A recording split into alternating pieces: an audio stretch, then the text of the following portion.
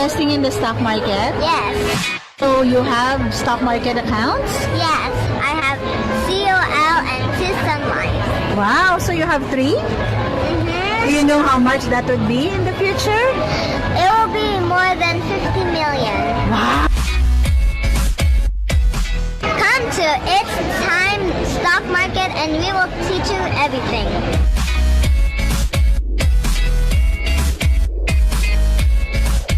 Hey there.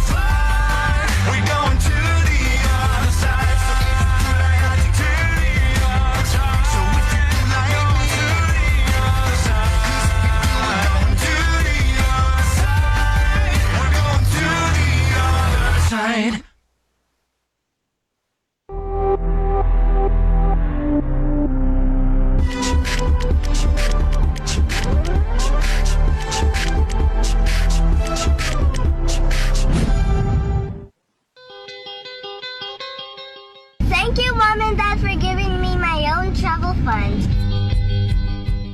You should give your kids their own travel funds too. It's time!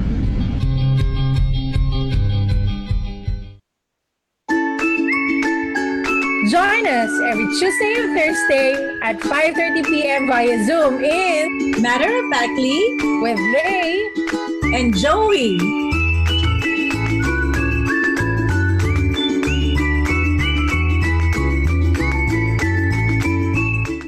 I'm JJ. I'm Jam. I'm Jack. I'm Jake. And I'm Jamie. And welcome to It's Time Wow!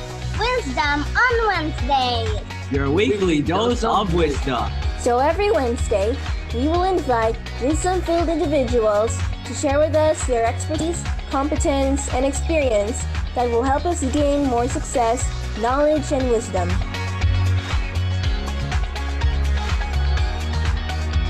So get your fill of wisdom every Wednesday.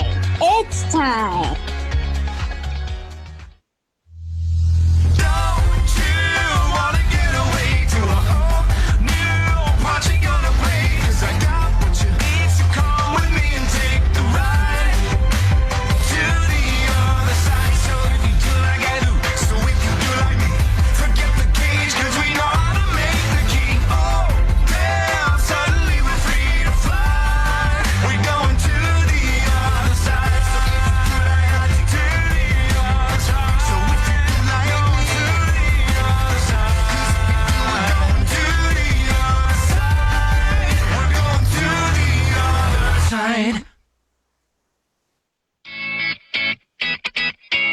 Hi, I'm Jamie. Jamie, are you investing in the stock market? Yes. So you have stock market accounts? Yes, I have COL and Sun Life. Wow, so you have three?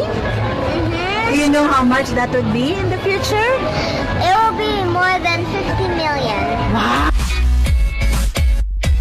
Come to It's Time Stock Market and we will teach you everything.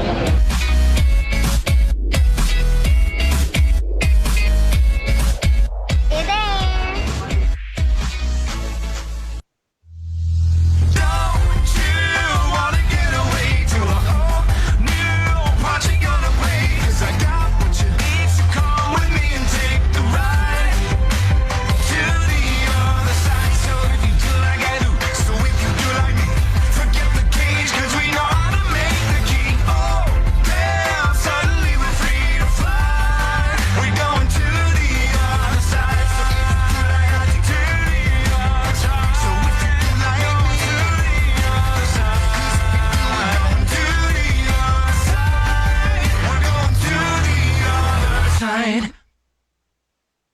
My name is JJ. My name is JM. My name is Jack. My name is Jay. And my name is Jamie. And welcome to It's Time Financial House.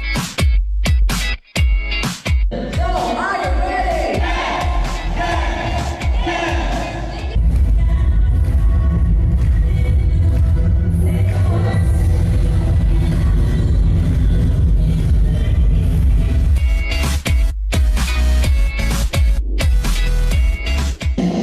Invest in the stock market so that you'll become rich.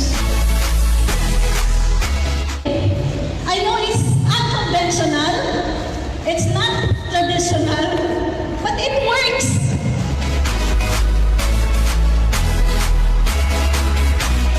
Plan, build, secure.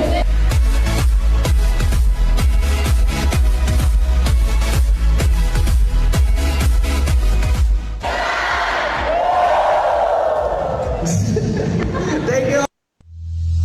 Don't you wanna get away to a whole new party gonna play? 'Cause I got what you need, so come with me and take the ride to the other side. So if you do like I do, so if you do like me, forget the cage, 'cause we know how to make the key. Oh, damn, suddenly we're free to fly. We're going to the other side. So if you do like I do, to the other side. So if you do like me, to the other side. 'Cause we're going to the other side. We're going to the other side.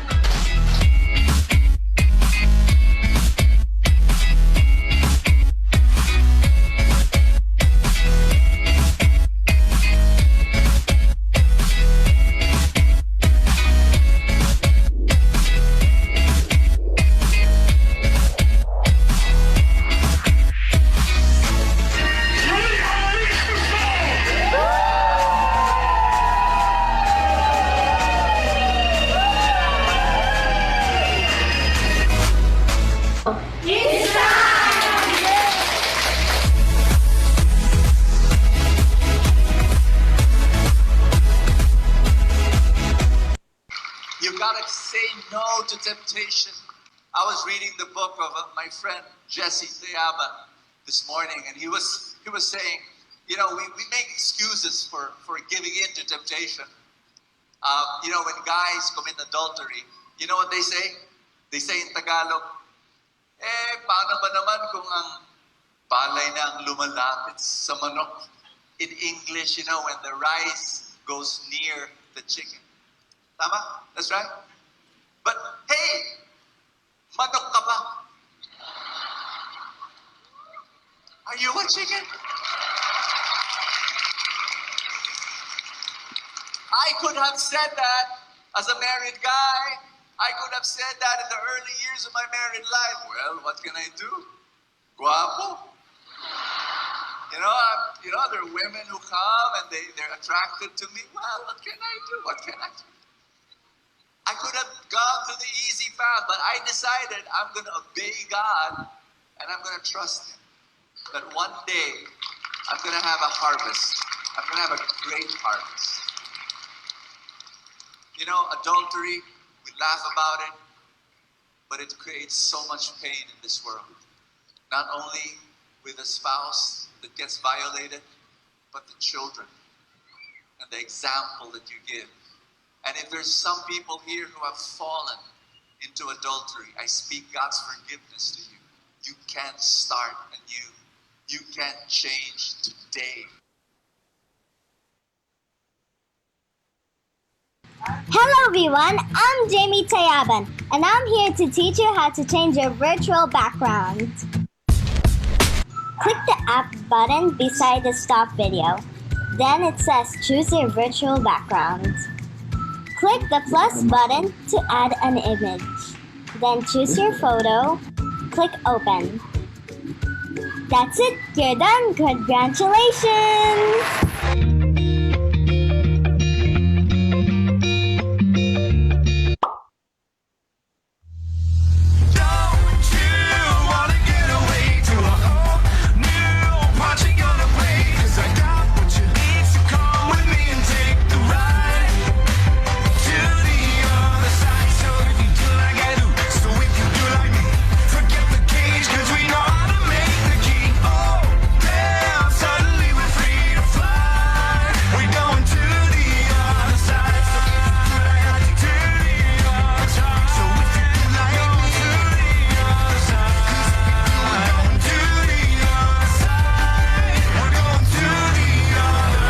right. I'm JJ. I'm Jam. I'm Jack. I'm Jake. And I'm Jamie. And welcome to It's Time Wow! Wisdom on Wednesday. Your weekly dose of wisdom. So every Wednesday, we will invite wisdom-filled individuals to share with us their expertise, competence, and experience that will help us gain more success, knowledge, and wisdom. So get your fill of wisdom every Wednesday. It's time.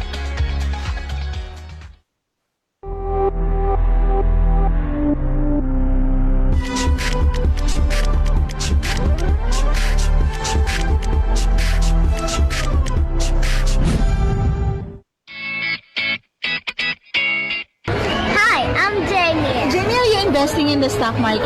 Yes, So you have stock market accounts? yes, I have COL and Sun Life. Wow, so you have 3? Do you know how much that would be in the future? It will be more than 50 million. Wow. Come to It's Time Stock Market and we will teach you everything.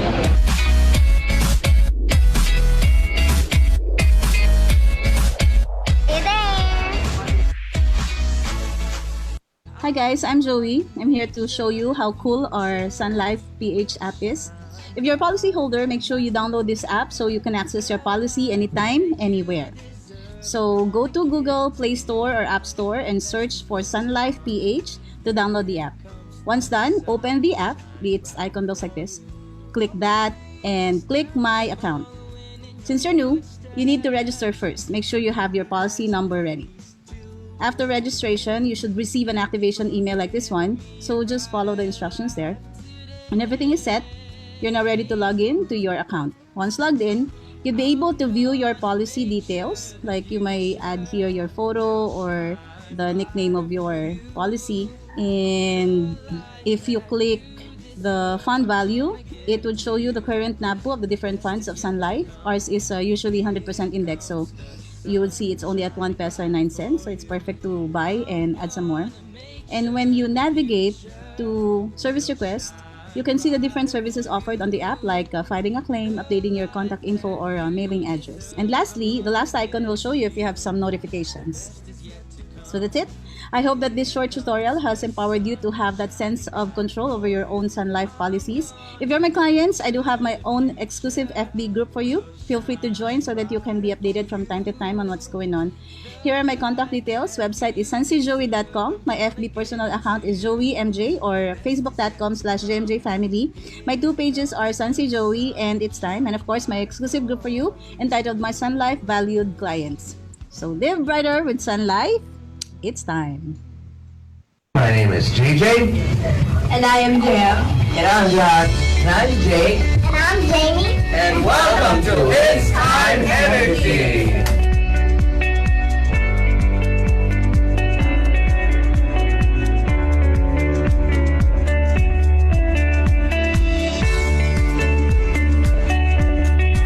Joey MJ and her husband are both graduates of law from St. Louis University in Baguio.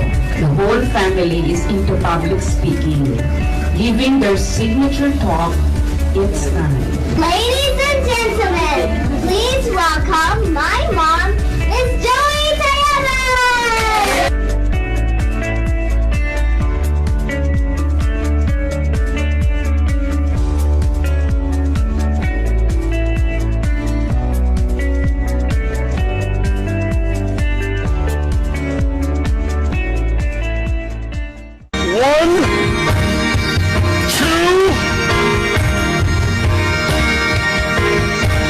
Unleash the soul!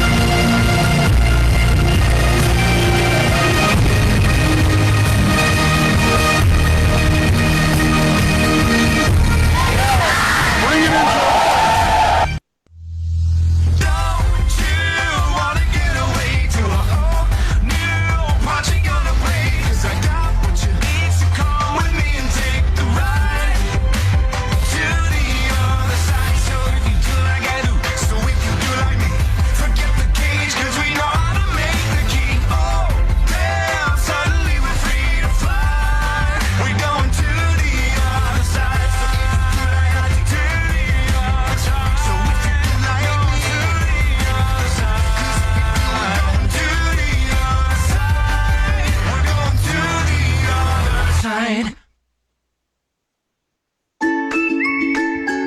Join us every Tuesday and Thursday at 5:30 p.m. via Zoom in Matter of Factly with Ray and Joey.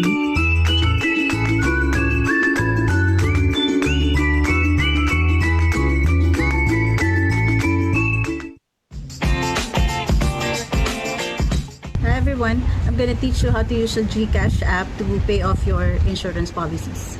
First, you need to download the GCash app, and if you don't have one yet, just use my QR code so we both get an incentive. And once you've downloaded the app, find the icon on your phone and tap on it to open. Type in your password. Tap on the upper left hand and link your account so that you can fund. I'm using BPI, so click on BPI and it'll tell you to get verified first. When you click on that, it'll give you an instruction on how to get verified. Assuming you already have a balance here on your GCash account, you're ready to now make payments on your insurance. So click on Pay Bills and click on Insurance. Scroll down to the very bottom to see Sun Life of Canada, Philippines. And when you click on that, it's gonna ask for how much you want to pay, and your account number will be your policy number and then email address. And on this page, I'll just make you confirm the details of your payment. So if everything is okay, just click confirm. That's how you pay off your insurance policies through GCash app.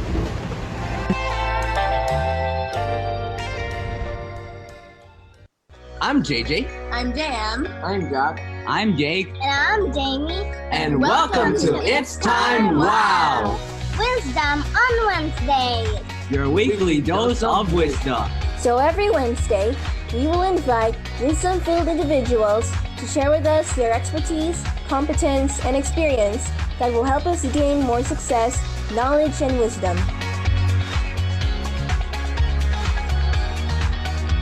So get your fill of wisdom every Wednesday. It's time.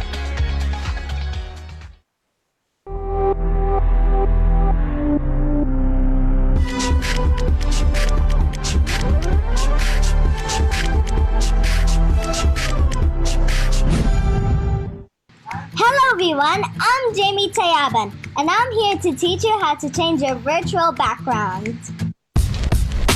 Click the app button beside the stop video. Then it says choose your virtual background. Click the plus button to add an image. Then choose your photo. Click open. That's it, you're done. Congratulations!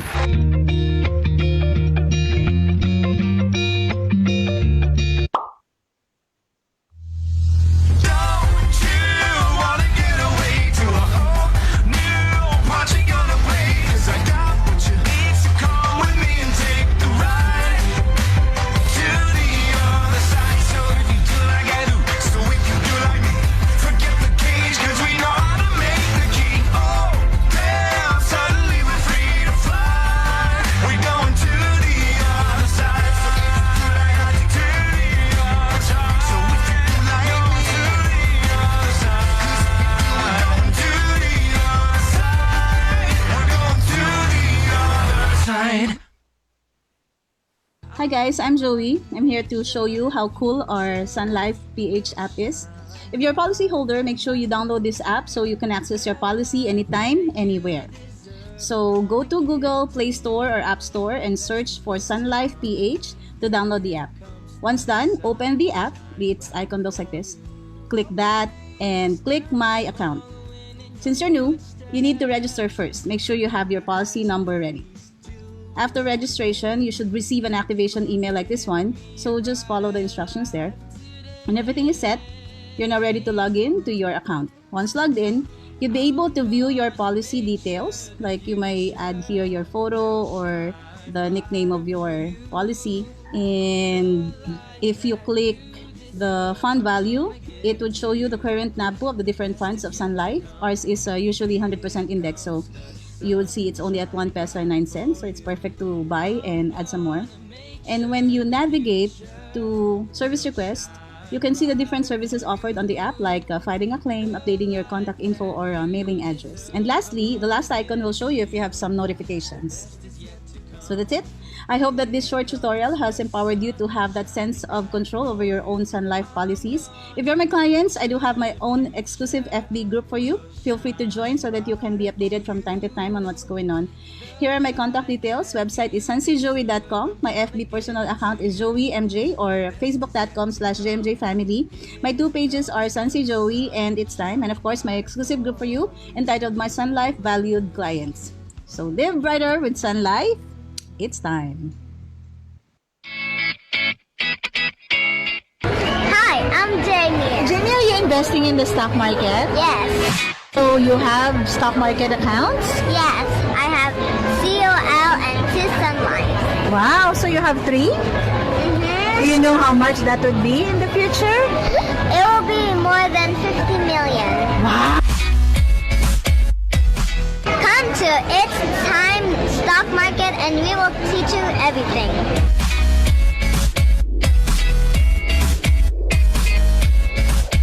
Hey there! You gotta say no to temptation. I was reading the book of my friend Jesse Teaba this morning, and he was saying, you know, we make excuses for giving in to temptation. You know, when guys commit adultery, you know what they say? They say in Tagalog, paano ba naman kung ang palay na ang lumalapit sa manok? In English, you know, when the rice goes near the chicken. Tama? That's right? But, hey, manok ka ba? Are you a chicken? I could have said that as a married guy. I could have said that in the early years of my married life. Well, what can I do? Guapo. You know, there are women who come and they're attracted to me. Well, what can I do? What can I do? I could have gone to the easy path, but I decided I'm going to obey God and I'm going to trust Him. That one day I'm going to have a harvest. I'm going to have a great harvest. You know, adultery, we laugh about it, but it creates so much pain in this world. Not only with a spouse that gets violated, but the children and the example that you give. And if there's some people here who have fallen into adultery, I speak God's forgiveness to you. You can start anew. You can change today. I'm JJ. I'm Jam. I'm Jack. I'm Jake. And I'm Jamie. And welcome to It's Time Wow! Wisdom on Wednesday. Your weekly dose of wisdom. So every Wednesday, we will invite wisdom-filled individuals to share with us their expertise, competence, and experience that will help us gain more success, knowledge, and wisdom. So get your fill of wisdom every Wednesday. It's time.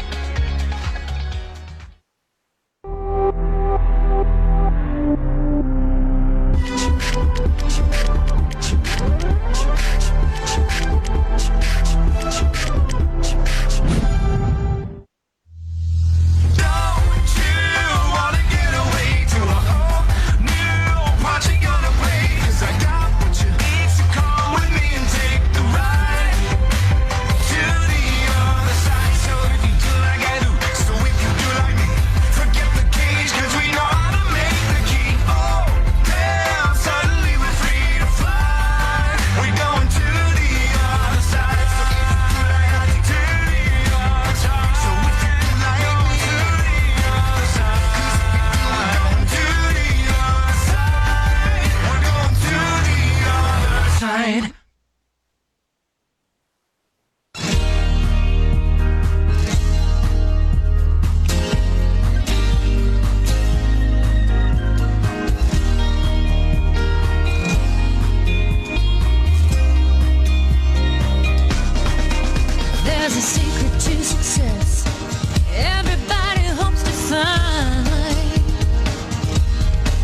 There's a key to the world, and it's mine, all mine.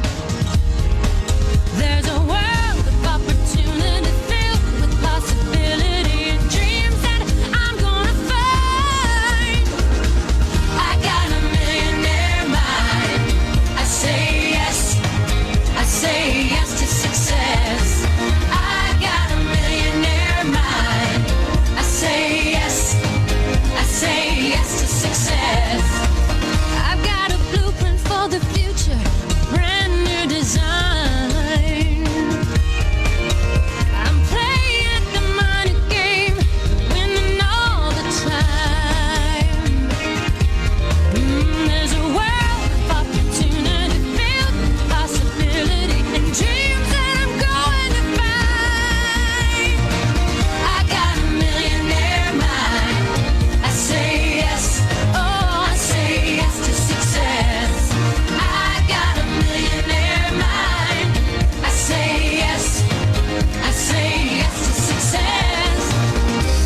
All that I can see, all that I can be, infinite prosperity is all inside of me. I got a millionaire. I got a millionaire.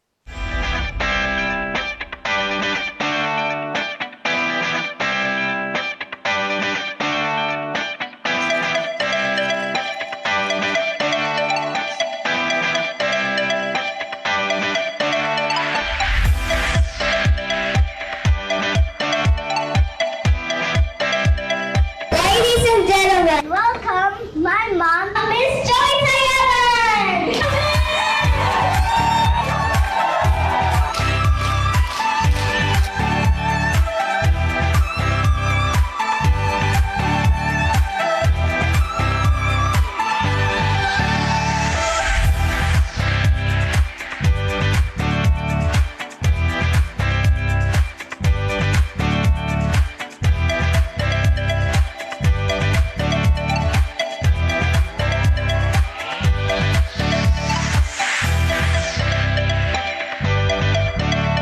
So, are you ready?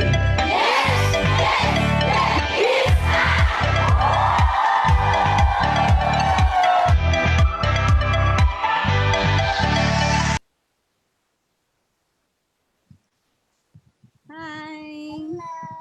Teka, ano natin si unmute natin si Stuart. Hi, Stuart! Yeah, hello. Right, so we'll start. Let's begin with a prayer, everyone. Let's put ourselves in the presence of the Lord in the name of the Father and of the Son and of the Holy Spirit. Amen. Dear Lord, thank you for this wonderful day. Thank you for this Zoom meeting. We thank you for all the participants. We pray that this knowledge that we will learn will be used for good and for your greater glory. All of these we ask in Jesus Christ our Lord. Amen. In the name of the Father, of the Son, and Holy Spirit. Amen. All right. Good afternoon, everybody. I'm Jesse. Hi. I'm JJ. I am JM. I'm Jack. I'm Jake. And I'm Jamie. And welcome to It's Time Wow! Wisdom on Wednesday. Your weekly dose of wisdom.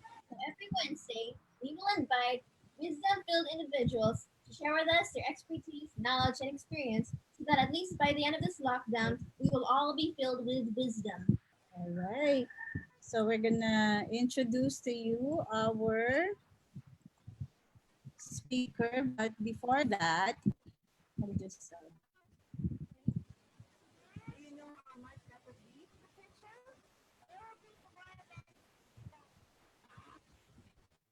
just a few announcements. You know that every Wednesday is Wisdom on Wednesdays. So next week would be the former coach of Gilas Pilipinas, Mr. Chot Reyes. And on Friday, we usually have Mahal Ba Talaga ang Insurance, Simplified Financial Planning for everyone. And we will have SM Rosel Cayabyab Tagle, the sales manager of Mulberry NBO, as our special guest. And if you are not a member yet of the exclusive club of Sun Life Advisors by Sun Life Advisors and for Sun Life Advisors, Genesis 100, please log in to facebook.com/groups/Genesis 100. That's where most of us are actually watching this right now. We have over 4,000 members inside that group. So if you're a Sun Life financial advisor, make sure that you are part of that group. Okay, so to introduce our very, very special guest for today, let's hear from JJ. All right, all right. Stuart Shee, UQN, is a 22-year MDRT member and founder of Advisors in Sync. He has served in various committees within MDRT, including MCC Chair for Zone 5. A highly regarded speaker, he has spoken in more than 50 cities across 16 countries on various sales and agency leadership platforms, including the MDRT annual meetings, MDRT Global Conference, World Critical Illness Congress, and various MDRT platforms around the world. An associate trainer with the Kinder Brothers International, KBI, and Leadership Management International, LMI, Stuart also conducts workshops on sales, leadership, and master agency building. He believes that life insurance is a social miracle. A beneficiary of his own risk planning program, he has kept families intact in times of catastrophe. Early in his career, his work made it possible for a friend to choose to die at home with dignity and not in a charitable home or hospice. He is the creator of a highly sought-after training program, Mark Sync Toolkit, and author to best-selling book, Work of Heart. Ladies and gentlemen, please welcome Mr. Stuart Shee. Yay! All right, let's Sir Stuart. Hello, hi everyone. Oh gosh, I was not expecting this. This is something. For those who know me, I'm very how would I describe?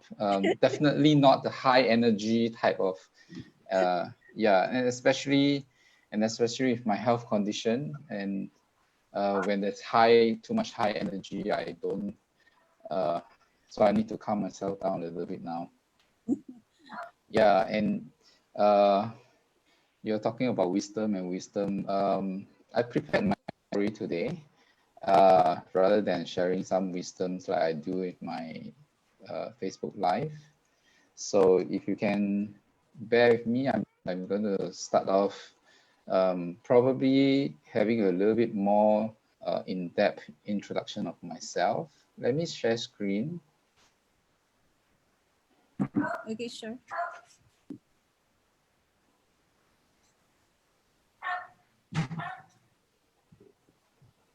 Okay, so as you can see from this this slide, it is Work of Heart. Work of Heart is actually the name of my book, as well as the name of today's topic.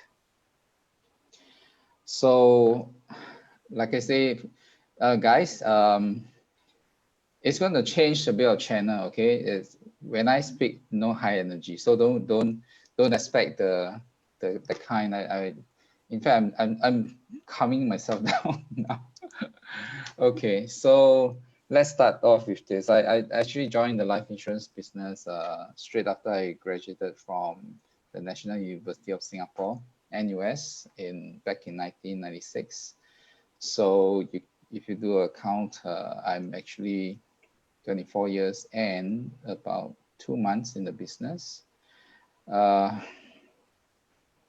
Yeah, I'm going to be 50 this year. So besides doing sales, I ventured into agency management, and then I was fortunate to serve as a zone chair for MDRT back in 2003, 4, 5, and then that kind of kicked off my speaking career. So I've spoken in a little bit of correction. It has gone up to 60 cities all over 17 countries in the world. So, yep, the joining of the business for me wasn't as smooth as it seemed. Although I was the one who walked into my boss's office. I wasn't really recruited. I kind of recruited myself into the business. More of a curiosity and trying to understand what this business can do. So although that's the case, but I was facing a lot of rejections from my friends, objections rather than rejections. They were all like, why are you doing this? I was quite a good student in school, not just in academic, but I was also a sports person. So before I graduated, I already had lots of banks and marketing companies who gave me some offers.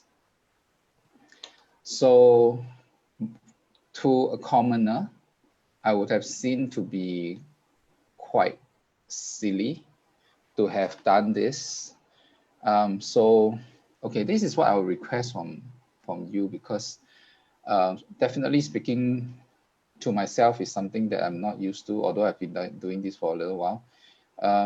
If you can, just keep doing. When you hear something, just do a high five or a thumb in the sickness, so that I know you're listening. If not, I feel like I'm speaking to myself.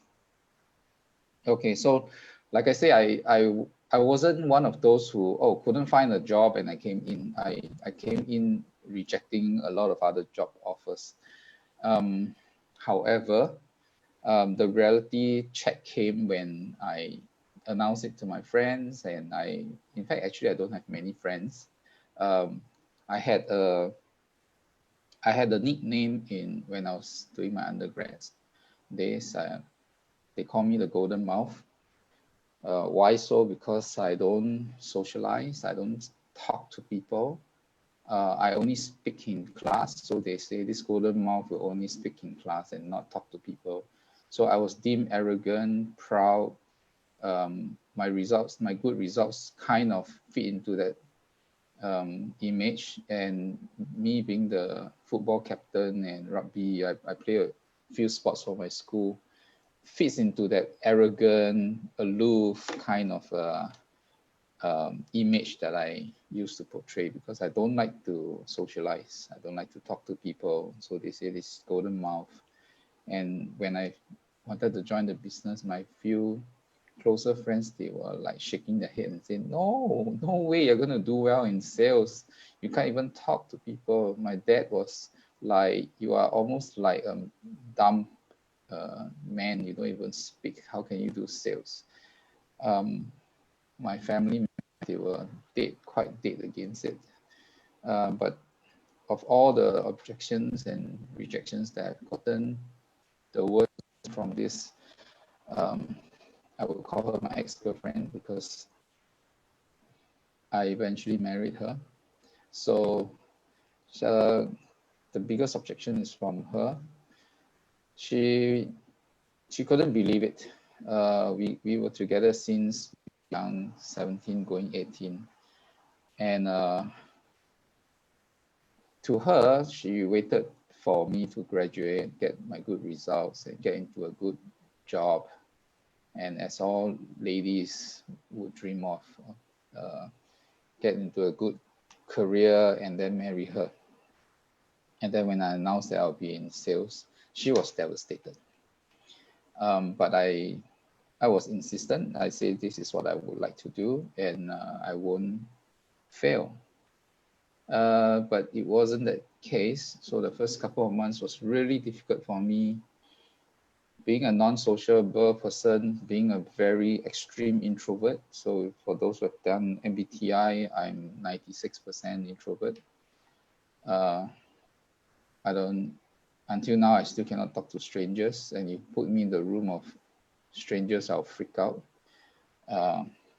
So that's a bit of my character. And so my wife, she was, like I say, I use the word devastated. So the worst thing that she did was not to kick out a big fuss or whatever. The worst she did was she will look at me, and then her hand will be like this, and she will ask, why? Why do you have to do this to me? why? And I have no answers. To me, I thought I was doing a proper job. I was doing what I would like to do. But to her, no, it's not. So about 5 months into the business, she came up with a brilliant plan. And a brilliant plan, okay, for the first 5 months or first 5 to 6 months in the business, I was the earliest to enter the office and the latest to leave, not because I have lots of things to do, but because I had to avoid my wife's why. And every time when she asks why, she must have practiced and rehearsed this many times. So every time when she does that, right, there will be this little drop of tear that will slowly flow down, and it's an unbearable scene for me. I couldn't take it. So I have to leave the house early to avoid meeting her and make sure that she's asleep when I sneak home. It lasted for five months plus, and then suddenly she came up with a brilliant plan. That day she waited for me at home to get home. And then when I got home, she said, let's get married. So I'm one of those lucky guys who got proposed by my wife. She said, let's get married. But then the thing is, I say we were wearing a ring already. We got registered through the registrar of marriage. But then she was like, no. That is the official marriage by law. I would like to have a proper wedding ceremony that every girl would dream of, and I would like to have it in Grand Hyatt, and I want to have 50 tables. So some of you might not relate to this, but we Chinese custom, so 50 tables means the guy has to take care of 50 tables, the guy side, the family. And part of the wedding agreement or marriage, the female side can demand for how many free tables and that kind of thing. So everything is cost involved. And there I was 5 months into the business. I was not doing well at all. I couldn't open my mouth. My ego got into the way. My friends are rejecting me. They refuse to see me and say, why are you talking to me now? You were so arrogant and that. But nevertheless, I told my wife, okay, let's get married. Let's do Grand Hyatt. Although deep inside me was like, gosh, where am I going to get the money to marry her? So we kind of okay, avoided it a little bit. So next morning, same thing. I got up real early, went to the bathroom, did whatever I was supposed to do. When I came out from the bathroom, she was standing there. She was standing there looking at me, and she asked me, "So whatever we agreed yesterday, are we going to go ahead with it?" And I say, "What? Getting married, right? Grand Hyatt, right?" And she say, "Yes." And I say, "Yes, of course." When I give her a promise, I always keep the promise, not just to her, but to other people. So I'm a person who live by this statement: a promise made is a promise kept. So, and I told her, yeah, we're going to get married. And then the million-dollar question came. So when are you going to get a proper job to marry me? And I say, I'm already in a proper job. I'm in this life insurance business, and I think I love it. I think I will do well. And upon hearing that, can you imagine like a broken crystal? She just shattered on the floor, and then she started crying, wailing, wow! And she said, "You are such a disgrace. You're embarrassing me in front of my friends. I don't even dare to tell them that you have graduated from school. I still tell them you're studying because I don't dare to tell anyone you're in life insurance business. And when I see my wife cry, I'll cry. And I gently held her and told her, don't you worry. I promise you, the day that we get married will be the day that you see you're going to marry not just a Tom, Dick, and Harry life insurance agent, but you're going to marry one of the best of the best. And I hurriedly went off to office and I waited for the first person to enter the office. And I asked him, can you tell me what's the best of the best in this business? I don't even know. That was 24 years ago. There was no internet. There wasn't anything, you know. So I asked the first person said, you talk to Colin, he's the top producer. So I waited for Colin to come in. And then, Colin, tell me what's the best of the best in this business. And Colin, being the top producer with a deep voice, he looked at me and he said, MDRT. And he walked off. He didn't even explain to me what was that. And I have to go around searching because it sounds like a bar of chocolate, a brand of chocolate or something. So it was like, oh, what's going on? And finally, I found that MDRT is the premier association, the premier organization for the top financial practitioners in the world. And I said, yes, okay, I'm going to do MDRT. I went around telling people I'm going to do MDRT this year. And they were looking at me and like, young man, you just joined the business and you're not doing well for the last 5 months. And I said, no, I'm going to do MDRT because I promised my wife. So I called her and told her I'm going to do MDRT. And the day that she married me, she's going to marry an MDRT member. And you know what? In life, we need to have goals. So from that day onwards, I have a goal. The goal was MDRT. That was the purpose. The purpose is to do MDRT, but we have to look behind the purpose. What's the purpose behind that purpose? It was a promise. It was a promise to my wife. So I started 1997 with springs on my feet. I was like, whoa, this is it's easier to call. It's easier to get appointments. Suddenly, did I change my script? I don't think I did. Did I go to Korea to do some cosmetic surgery? No, I didn't, but I had a goal. And I gave a promise. And then I started doing okay.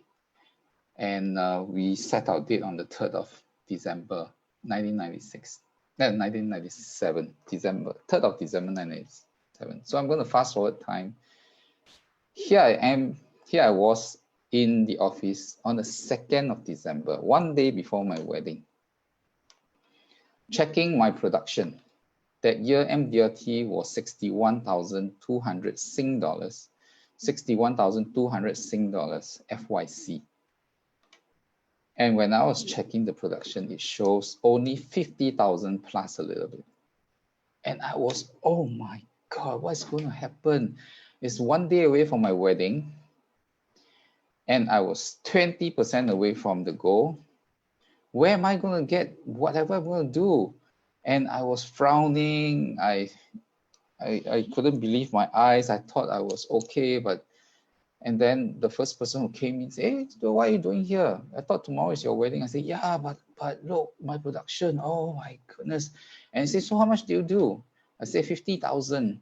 And then I still remember him looking at me and say, young man, that's 80% of MDRT. For a first year, you're doing very well. And I said, no. Then he was like, no, what? I said, I promised my wife, it's MDRT or nothing. And I was deep in thoughts, and then the phone rang, and my dad was on the other side of the phone. in our own dialect. He was asking, son, where are you? I say, I'm in the office. I say, why are you doing in the office? You're getting married tomorrow. Come back home and we have to do lots of customs, tradition, whatever we have. So there I was back at home doing whatever, just go through the motion because for the old man, right? It was like, gosh, where am I going to find that 11,000 of FIC? And I was still thinking, and then before you know it, the day break. It was a wedding day. Dress up, put on whatever I was supposed to do, go and receive the bride. But I was still thinking, what am I going to do? I dare not tell her that I have not kept up to my promise, right? So everything went on like real fast. And then about 11 to 12, almost noon time, when almost everything was kind of settled for Chinese wedding, the custom, we have to do whatever. And then suddenly I thought to myself, hey, there'll be 50 tables. Each table will have 10 guests, which means if everyone turns up, there will be about 500 guests tonight. And if I take off the friends and relatives of my parents and my in-laws, I would have left with about 300 guests. And then I started smiling and say, yes, I'm going to do it. I'm going to do it. This is the D-Day. You do it. It's either you do or you die. So waited anxiously for the night to come when the wedding banquet was held. And then when my friends came and when they shook my hand, they grabbed my hand and said, congratulations, brother. And I said, please don't congratulate me first. Because whatever I've promised my wife for the wedding gift is not done yet. And you can help me. And most of my friends, they were like, whoa, wedding gift on the wedding night, and I can help you. They feel honored. Come, brother, tell me what can I do for you? And I say, do you remember the proposal I gave you 3 weeks ago or 3 months ago or something? And then they will, what? And they'll put their hand on my forehead and say, are you sick or what? This is your wedding day. It's a wedding night. And I say, yes, but it's the wedding gift that I promised my wife. Most of them said I was crazy. They brushed it off. Some of them just laugh it off. I received probably the most no, N-O on the same day. But 6 of them said yes. And because of these 6 of them, I had on honor, at least I finished my first MDRT on my wedding night.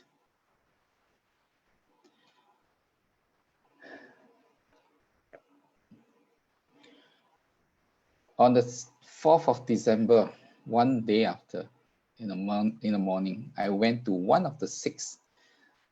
She was a lady and her dad. I've put up the proposal. This one of the biggest case. In fact, it was the biggest case for that year. And she promised me on my wedding night, she says, just come to my dad. I will tell him to sign off the policy and you'll be done, okay? Don't worry, this is your wedding night. Just enjoy yourself, brother. And so on the 4th of December, I went to his office, big office, and for courtesy, we called uncle. I say, uncle, and I started explaining. And while talking to him, chit-chatting as usual, he suddenly say, I thought you're getting married, right? My daughter told me you're getting married. I say, yeah, last night. And say, what, last night? No, what are you doing, young man? What are you doing here? I say, my wedding gift. I was still talking about my wedding gift. And uncle was like, you know, I've always admired you because you resemble me as a young me, striving for business, for success and stuff. But that is business. You don't mix business with your family. You better get your ass back into the room now. But I say the wedding gift. And he said, okay. He took out his phone, his personal assistant came in, and he said, prepare a check for this. And then see this young man off, make sure he goes off. Yeah.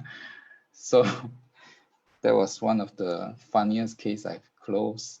And on the 5th of December, I have to collect the air ticket to, I couldn't even afford a proper honeymoon for my wife because of the work involved. So I told her we're just going to go for a short trip, and then I promised her that I'll bring her for a good honeymoon. So we just went to Hong Kong for a little short holiday. And while I was at the air ticketing office, just before the ticketing, I called one of the 6, and I say, Irene, this is Stuart, and I'm going to get my tickets now. Will you keep your promise to me? Because if you don't, I'm not flying. And Irene was like, you are one crazy man. Just go for your honeymoon, and when you come back, we will sign everything, okay? Yeah, that was how I did my very first MDRT. I've not heard of anyone who did their MDRT on their wedding night. So, yep. Fast forward time, we come to 1998. The first MDRT in Chicago, my first MDRT. They always say the first one is always your best. You'll never forget it. It was my best ever experience. I went to MDRT. Before that, I brought my wife because I promised her again to go for a long holiday with her for our real honeymoon. So we went to Australia for 20 over days, self-drive.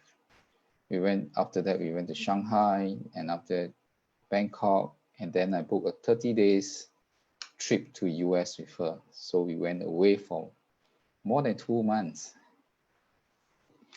Let me share with you my first MDRT experience. It was in McCormick Theater, Chicago, 1998. The first speaker was an NBA All-Star player. Nobody was there to look after me. I was all alone. I went with my wife, and I got my green tag. Being a newbie, being a rookie, I didn't know what to expect. Nobody briefed me. I was in awe, overwhelmed with everything. That year, the attendance was about 3,700 people. But it meant the world to me. I've never been to a conference with so many people. But when the first speaker came up with all the music, and he was on stage dancing for a while, and he finally settled down in the middle of the stage, and suddenly music went off, and he saluted. He was looking around, and me, being a green tag, I was like, please don't look at me. I feel very shy, and I was not expecting anything. And gosh, those people from US and the rest of the world, they are so much bigger than me, and I felt intimidated. Everyone was standing up, and he was doing this. And then, you know what? I felt that he was looking at me. And when I felt that he was looking at me, he put his hand down and he said, I salute all of you here because all of you here are winners in a business full of losers. Oh, all of you here have chosen to be winners in a business full of losers. I couldn't contain my emotions at that time. Everything just came back and haunted me.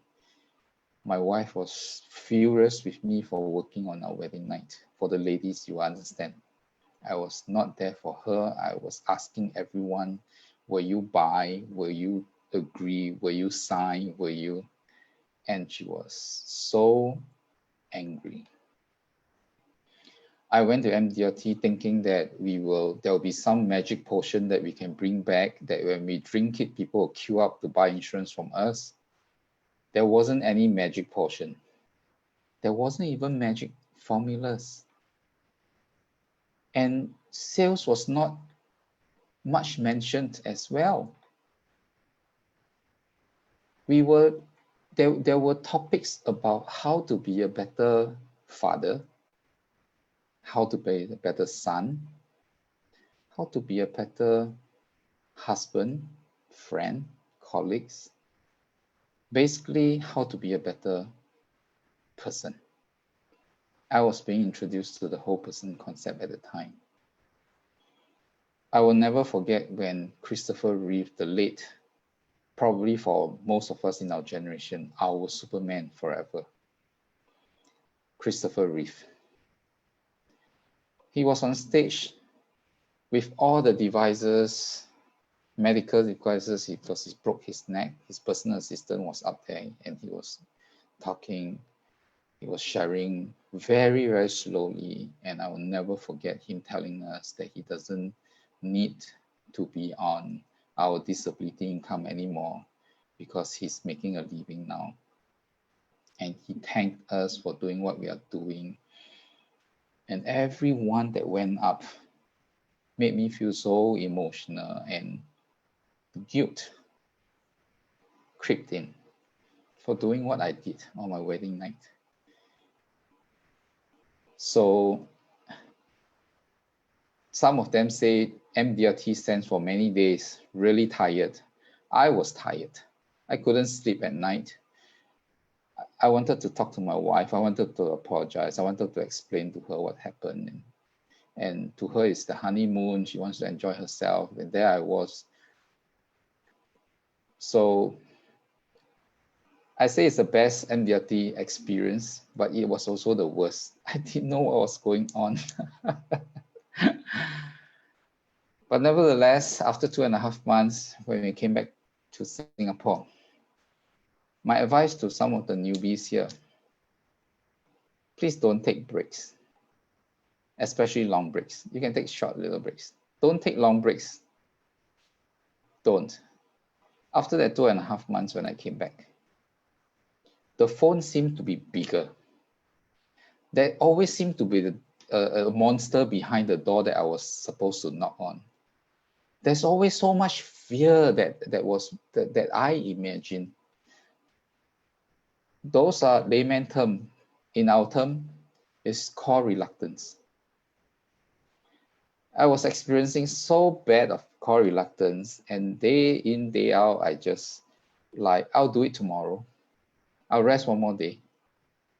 And as I was resting, I always have to clear my nose in the morning because there will be some blood stain, dry blood clot. And I attributed because I went from down under to China, to Thailand, and then to US for 2.5 months. And for some who have experienced that before, after a few days, it will be gone, but it carried on, and then there was fresh blood. So I went to see one of the two people who supported me in this business. He's my uncle, not by blood, but my father's Sean brother. He's the doctor. And Dr. Young, I was explaining to him that I was bleeding every morning from the nose. And he wrote a letter. He asked me, do you have insurance? Do you have health insurance? Back then, health insurance was not the thing to sell. And I said, yeah, I have it. My wife works in Citibank and I'm fully covered. And he said, so you don't have your personal health insurance? I said, no. Okay, then I should send this letter to the government hospital.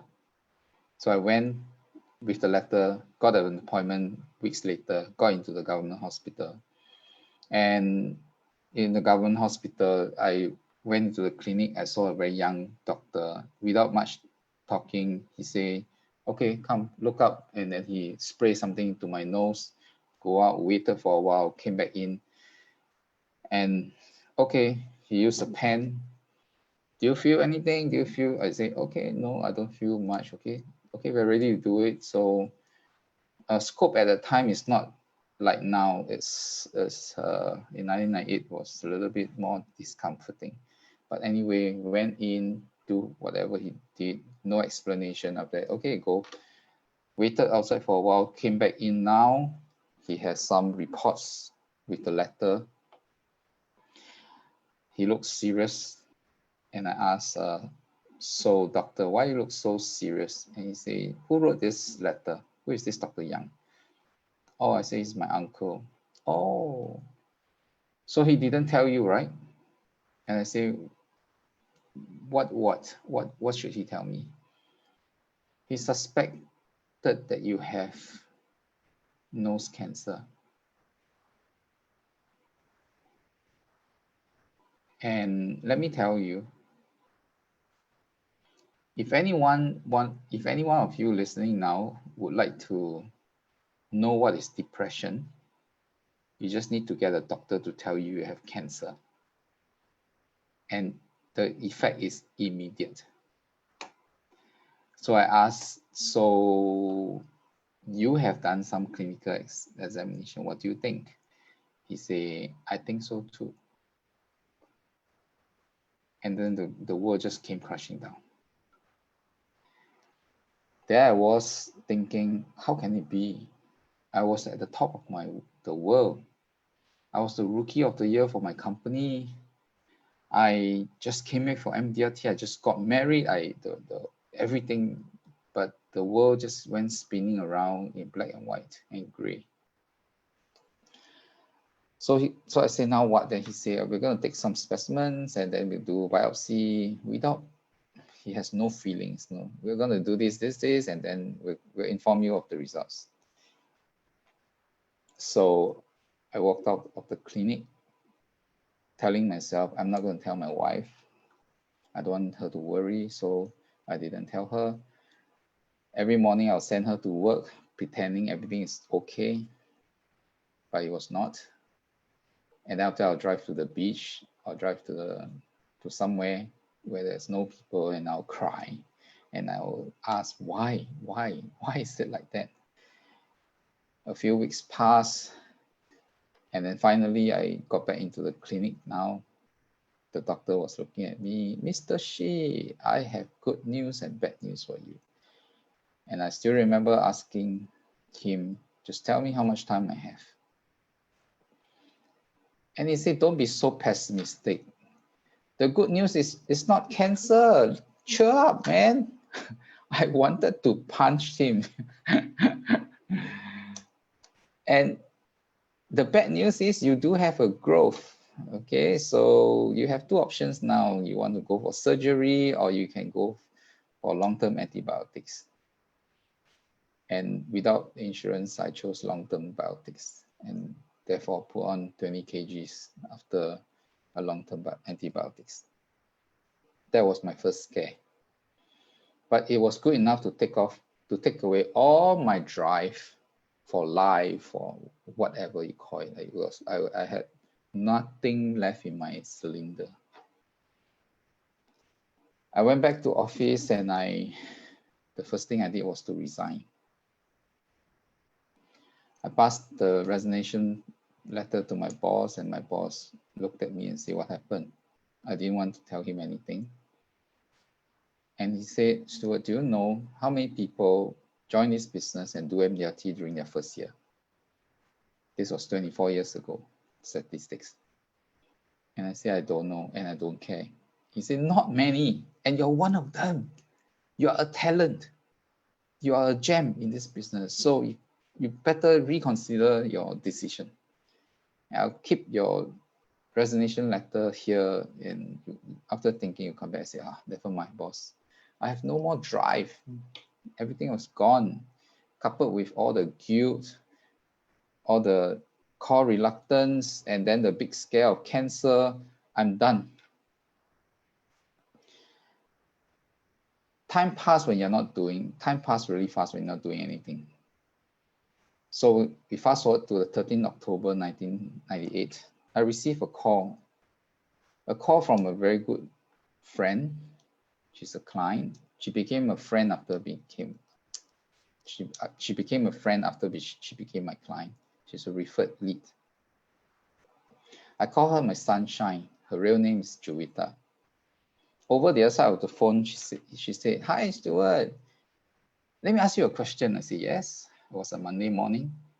I call her my sunshine because every time I see her, she will make me laugh. And she said, "Am I ready to die?"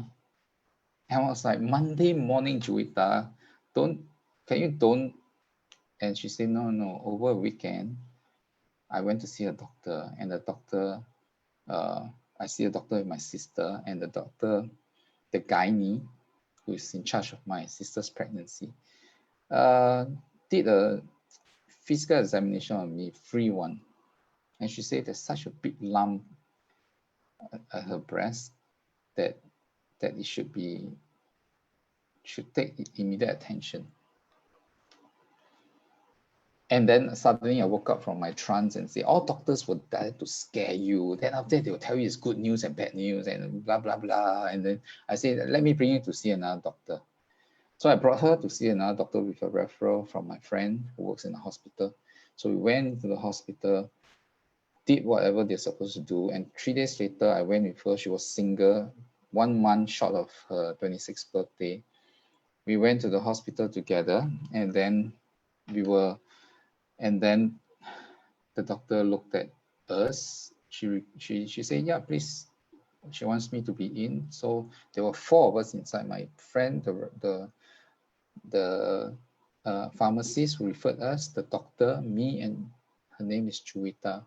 We sat there, and the doctor looked at us and say, "Miss Juwita, the results is out. I'm sorry to tell you that the biopsy results is not good, and you have been diagnosed with stage 4 terminal cancer of the breast, and that you have 3 to 6 months of life left."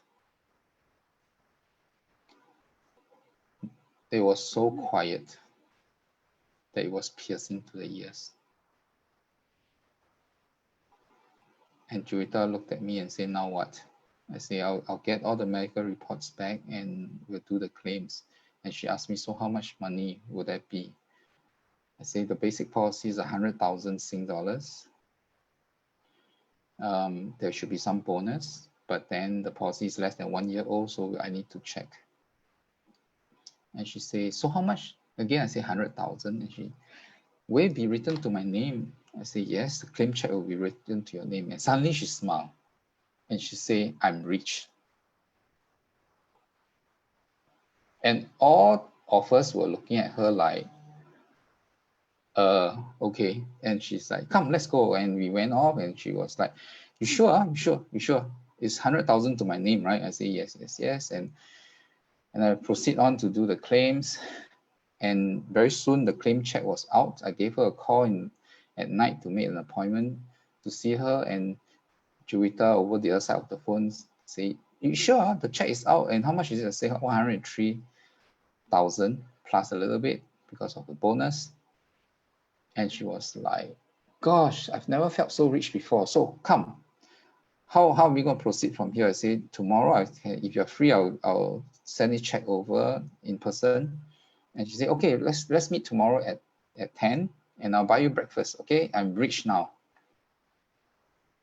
So I drove to her apartment at 9, 1 hour before time, just to settle my emotions, my feelings, and waited for an hour, and finally I saw a familiar figure probably jumping down from the staircase. There it was, my sunshine, Joita. But she had her head shaved bald. The first thing when she saw me, she asked me, "Am I pretty?" And I was like, "Okay, but why do you shave it off?" She said, "Stuart," she said in her native, she's from Indonesia, so she said in her native language, she said sayang, which is darling.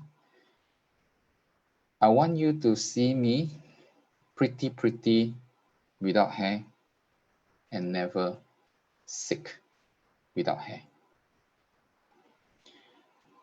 While saying that, she took out a scarf from the back of her jeans, the pocket, and said, "Stuart, sayang, can you be the first man to tie a scarf on my head?"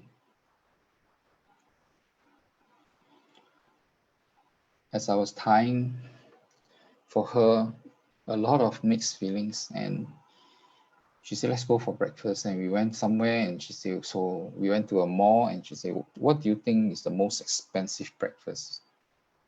And we were walking, and then I said, "Maybe it's Delifrance." "Oh, okay, so let's go Delifrance." Well, just before we went in, that was 1998. I say, "No, wait, we can't get in because it's not halal." And she asked, "Do they sell pork? Do they sell pork and or lard?" I say, "I don't think so. It's Delifrance." And then she said, let's go eat." Do you know what is 3 to 6 months not, sayang? The more she joked, the more I get depressed. She said, "Come, sit down. I'm gonna buy, you sit down." She went and she bought every single breakfast set there was. There were 6 breakfast sets. She came back with 6 breakfast sets. And I said, "How are we gonna eat this?" In her native language again, she says, "Sikit means little, just makan lah, eat a little bit." And she looked at me and said, you know what's 3 to 6 months now?" I couldn't contain my emotions anymore. Then she started eating. And while she was eating, suddenly she looked at me and slapped her hand and said, "Where's the money? Show me the money." I bent down to my briefcase, took out the letter, discharge letter with the check. I was looking at, I remember my hands were shaking. I was containing my emotions till then. I look at the check, I look at the discharge letter. Indeed, it was for Juwita. I couldn't look at her anymore, and tears start rolling down. And suddenly, there was a pair of warm hands over mine, and she squeezed it gently. And she looked into my eyes and said, "Stuart, sayang, please don't cry for me. Whatever you have done for me, no one else has done it. No one else would have done it. I want to thank you for this. Okay? Please don't cry." I was sobbing. Those were the last words I heard from her. She changed her address, changed her number. I couldn't find her anymore after that. I came back to the office, this time round, thinking that I should not waste my life anymore. Then I knew that this cannot be regarded as a job or a career, but rather a mission to empower people to take financial responsibilities over their own lives. From then on, I put this sentence at the back of my name card, and it became the statement of purpose for my agency since then. We have 4 competitors: death, old age, disability, and critical illnesses. Our mission is to get to our people before our competitors do. I was a man given a second chance. I came back to work harder than before. And in 1999, I did my second MDRT almost to the end of the year, on the 30th of December. And I told myself, no, I'm not going to do this. I need more. I need to do it fast so that I can serve more people. So in year 2000, I did my 3rd MDRT in the 1st quarter. So on the 31st of March, I finished my 3rd MDRT. And then I started recruiting. I wanted to build an agency. I wanted to build a group of people who will embrace this statement of purpose. And I need to spend more time because I started speaking too. So in year 2001, in the record time, I finished my 4th MDRT on the 15th of January 2001. So what is life insurance? How do we spell life insurance? This is one of the sales idea I developed from then. I asked my clients, how do you spell life insurance? And some of the prospects, they were like, what kind of trick question? You speak English, right? And you're from NUS, then I say, just write it here. They will write life insurance on a blank piece of paper. Then I say, let me spell life insurance for you. It is spelled as love, because life insurance is just a time yellow piece of paper. It is pointless, useless, and what is worse is it has numbers and some legal phrases that we cannot understand. It's a useless piece of paper that you put it aside and it became yellow. But until this piece of paper is baptized with a widow's tears, you start to come alive.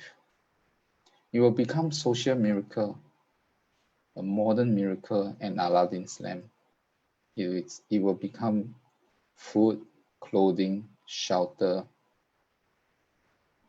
education, a gentle whisper of love. It is the most sincere love letter we ever written for our loved ones. Our job, my job, my mission, my purpose is to help you write this love letter. It is spelled as dignity because widows should live with the dignity of a wife. It's spelled as hope. Hope for who? Hope for the child who has just lost his or her parents due to an accident. It is spelled as dreams. Our dreams for our children, that we can tell them, little one, let me tell you, be bold to chase after your dreams because daddy has prepared that with or without daddy around, you can continue to chase your dreams. It is spelled as money. Why? Because life insurance will always provide a sum of money for a predictable event that always have to happen in the most unpredictable timing and manner. It is spelled as pride. Do you know what's the difference between an old lady and an old woman? You see, the old lady is someone who has done her financial planning for her retirement well, so that sometimes she can just buy a pair of shoes or a bag to pamper herself. But for an old woman, when you bring your child on a Sunday morning to McDonald's breakfast, there she was, cleaning the windows and holding the door for you, saying, "Good morning, sir. Good morning, ma'am," losing her pride, standing there working at that age. As far as aspirations, because with life insurance, you will always form the cornerstones for all financial planning and future that young graduates like us with aspirations, we can feel our drive to continue. It is spelled as lifestyle. Simply put, isn't the lifestyle we have built for our family that we want to conserve and preserve for them, with or without us around? Because of life insurance will always be part of the solution and never part of the problem. The product that we sell is called peace of mind, and the service that we can provide is our time and our knowledge. And lastly, is a promise. A promise made is a promise kept. Let me ask you, when you say "I do" to your next better half, do you promise them that you will look after them with all your heart and with the rest of your life? Or should we promise them that we will look after them for the rest of their lives? You see, every one of us would like to hear fairy tales because they always live happily ever after. I would like to tell you a fairy tale of Juwita too, but it's not the case. On the 13th of February 2000, I received a phone call, and on the other side of the phone, she identified herself as Juwita's sister. And she said to me, "Are you Mr. Stuart from this company, insurance company?" I said, "Yes." "Yes, I'm Juwita's sister." I said, "Oh, how can I help you? Where's Juwita? And I've not seen her ever since." And she said, "Yeah, Juwita would like to meet you." But at the back of my mind, I was like, in 1998, she has 3 to 6 months of life, but now it's 2000. And she said, "Yes, Juwita is not doing well, and she wants to meet you." On that day, I finished my last appointment at the west of Singapore at 12 midnight. And I started driving home. And as I reached almost home, I asked myself, if I turn right, I'll just go home. If I turn left, I still need to drive another 15 minutes to the east of Singapore, and I will see Juwita. For some reasons, I made a left turn, and I went at 12:30 midnight. I rang the bell of a door that I've never knocked on before. When the door was open, there was this angry looking man. Can you imagine at 12:30 you knock on somebody's door? So there was this angry looking man who opened the door, and he was like, "What do you want?" I say, "I'm Stuart Shee from this company." "Oh, Stuart, yes, please come in." And when the door was opened wider, I can't help but there was this stench, a mixture of medicine and rotten flesh. It's so strong, it goes right in. And at the corner of my eyes, I saw a room. The door was opened. I saw inside there were 2 oxygen tanks. And then there was a box that has a sound that goes deep, deep. and on the bed there was a yellow-looking creature with an oxygen mask over her. This time round, I didn't know how I got into the room, but with my 2 hands gently holding on to what is left of bones and yellow skin, bulging belly, I knew that was Juwita. I gently tapped on the hand and said, Juwita, I'm here. And she struggled. She struggled a little bit more, and the brother came in, took off her oxygen mask, lowered down his head to listen to what she has to say. She said again in her native language, which I couldn't understand. But when my eyes met with her brother's eyes, with tears in his eyes, he looked at me and said, Juwita would like to sit up one more time to thank you. Thank you for allowing her to have the pride and dignity to lie down here and not in the hospital or in any charitable homes. She wants to sit up one more time to thank you for that. I was crying like a baby there. I tapped on her hand gently and said, Juwita, don't say anything anymore. It's okay. But deep inside me, I knew it was not. And soon, the sound went monotonous. Juwita was gone. I'll never forget her.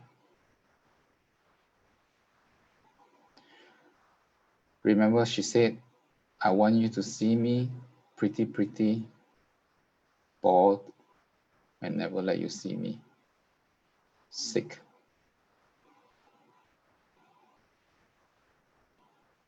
I lost contact with her ever since the Czech presentation. And there I was, the last time I met her was when she drew her last breath. What are we doing? Who are we? Why am I the last person that she wants to see? Before she's gone. I throw this question to all of us here.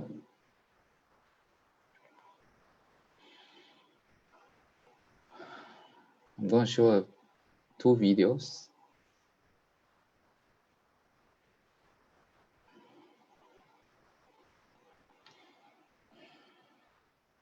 Let me do a check first.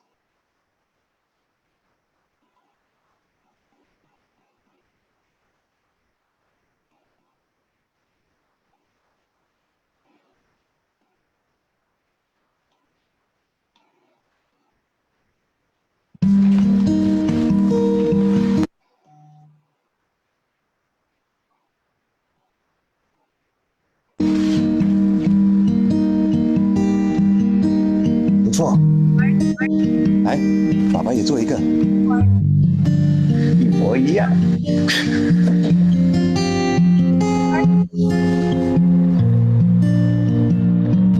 爸爸以前当过第一批的新兵，以后就到你了。OK， 1、2、1、2、1、2、1、2、1、2。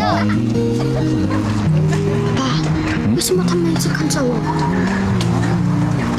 为我们的儿子。很好。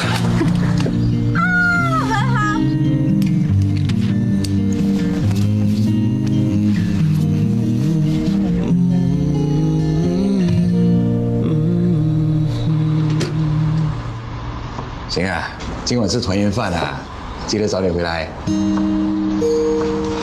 哎，记得啊。知道，爸。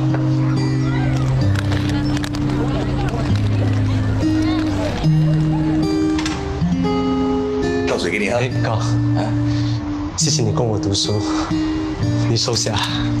不用啦，我们两兄弟不计较这些。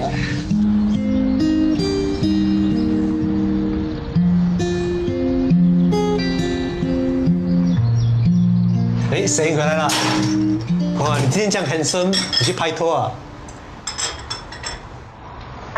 handsome， 这种脸你也敢说 handsome？ 有这种脸，跟我爸爸一。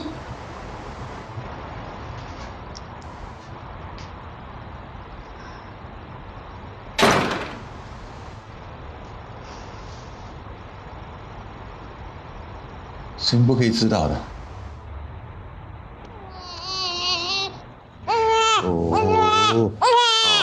没事没事。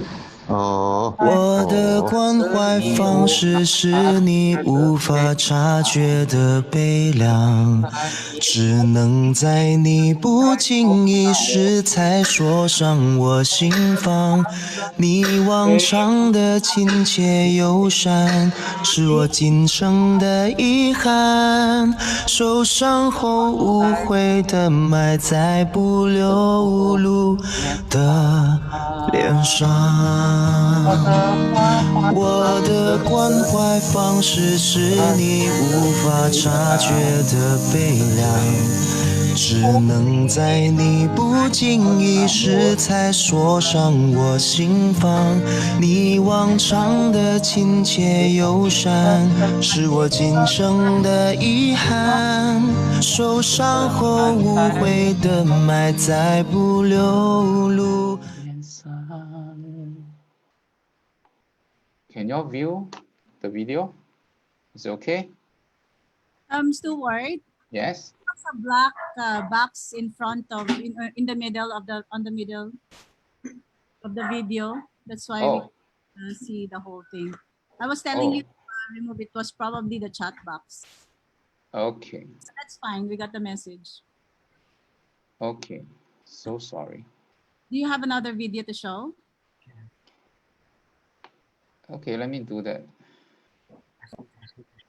So we talked about the promise just now. So this second video is about the promise.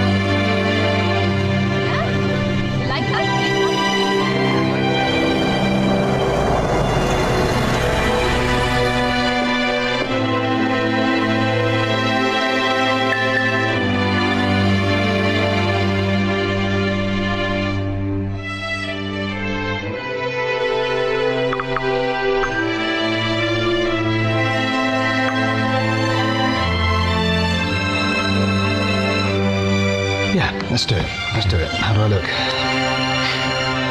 You look great. Surprise, my dear Anne.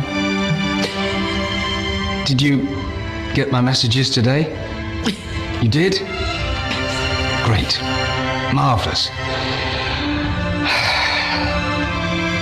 Well, you were always on my mind, always. And I enjoyed every single moment we had together.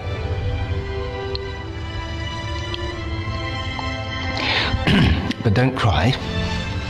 Promise me you won't cry. I want you to just get on with your life. I'll be here. I'll still be here. I'm not going anywhere.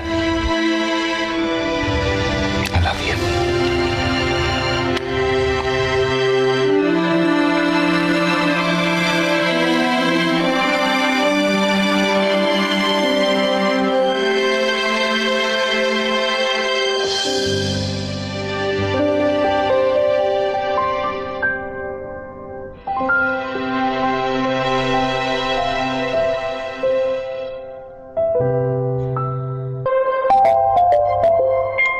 Like the question I asked just now, did we promise to look after our spouse, our loved ones, with the rest of our lives? Or did we promise them that we will take care of them for the rest of their lives?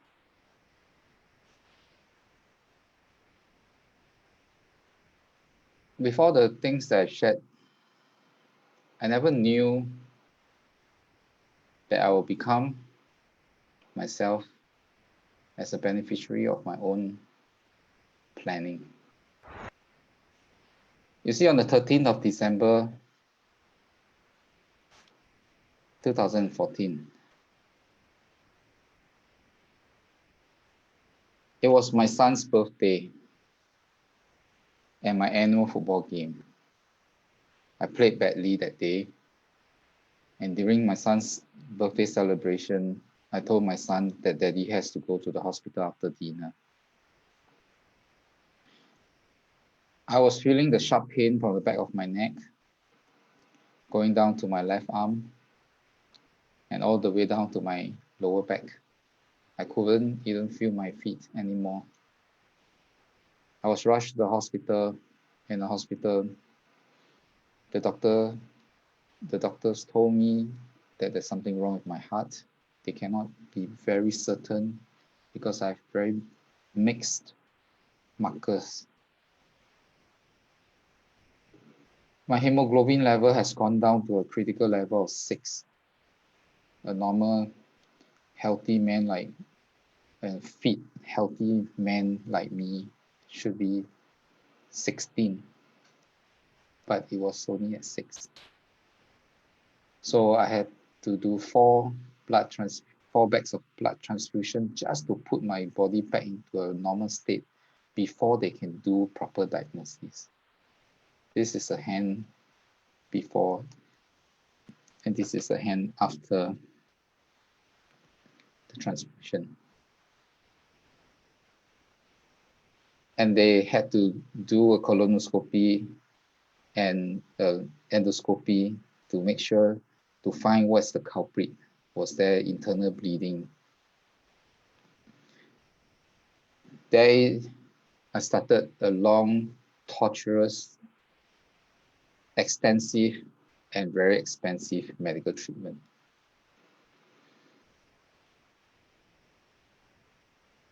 I had a heart attack at the time and intestinal bleeding. So they first stabilized my heart by putting in 1 stent, but by doing that, it aggravated the bleeding. So for the first week after, I need to go back for another 2 bags of blood. And when they checked that my blood level hemoglobin level is okay, they had to do endoscopy to find the culprit. in my small intestines. They couldn't find it. They have to inject EPO into me and then do a colonoscopy. They couldn't find it. And 9 days later, another 2 more bags of blood, another endoscopy, another EPO, another colonoscopy. They couldn't find it. Another 10 days later, another 2 bags of blood, another colonoscopy, another endoscopy. They couldn't find it. All in all, I had 10 endoscopies and colonoscopy, and they finally found the culprit. So after 10 endoscopies and colonoscopies done, they finally found the culprit.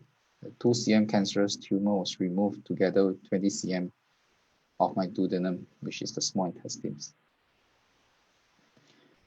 Straight after 1 month after this major surgery, I flew over to New Orleans to attend my MDRT because I was a speaker at the time. And the people in MDRT, when they looked at me, they were stunned.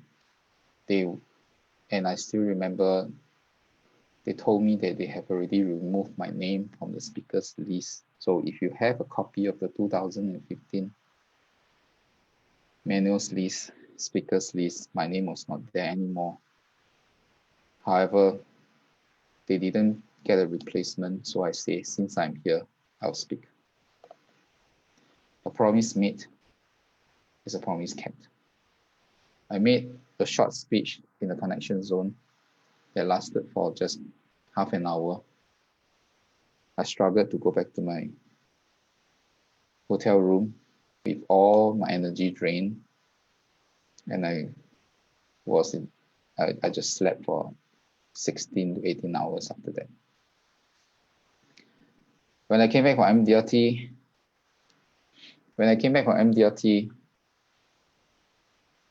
they have to do another check to my heart because there were 3 blockages during my heart attack, and because of my tumor condition, they couldn't do much. So when I came back from MDRT, straight away I meet to the hospital and I inserted 2 more stents. And I thought that was the end. Rested at home for a little while, and then I felt sick again. Fainted at home and then was sent to the hospital. And this time round, there was a new set of doctors who attended to me. I insisted on going home because they couldn't find anything. And they told me I'll faint again, and I said, so be it. I mean, I really cannot stand going to the hospital anymore after so many surgeries. So they were right. On the second day, I fainted again, and I went back into the hospital. And then they diagnosed me with acute colon colitis. So when you can see here, my best friend, Roger, stayed faithfully with me throughout the 24 days of ordeal. Roger is a PICC line, 80 cm needle or tube being inserted through my veins in my arms, all the way directly to my heart to pump the antibiotics to the rest of my body in the hope that it will kill the bacteria that is eating up my large intestines. And straight after 24 days, I'm not going to show you all this video. These videos are taking out the tube. So after 24 days, I was back in the hospital again, and I had another heart surgical procedure. This is the tube, so that they can see if there's any damage to my heart. Thank goodness there wasn't. So I thought it was done, it was over. I had 16 surgical procedures over that 1 year, 14 bags of blood, 24 days of EPCC, 24 jabs of EPO, just to restore my health back. I thought it was done. It was over. I was liberated. after 16 surgeries. Rested for a while. I was back in the hospital again for my 17, 18, 19, 20, 21st, 22nd, and my last surgery to my heart was done on the 23rd of December 2019. That was just half a year ago.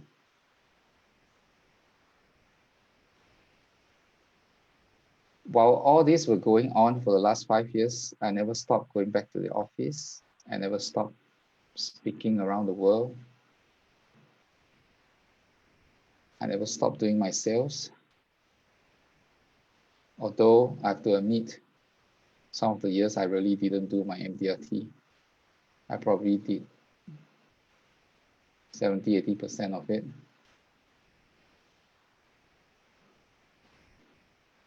But that's my story.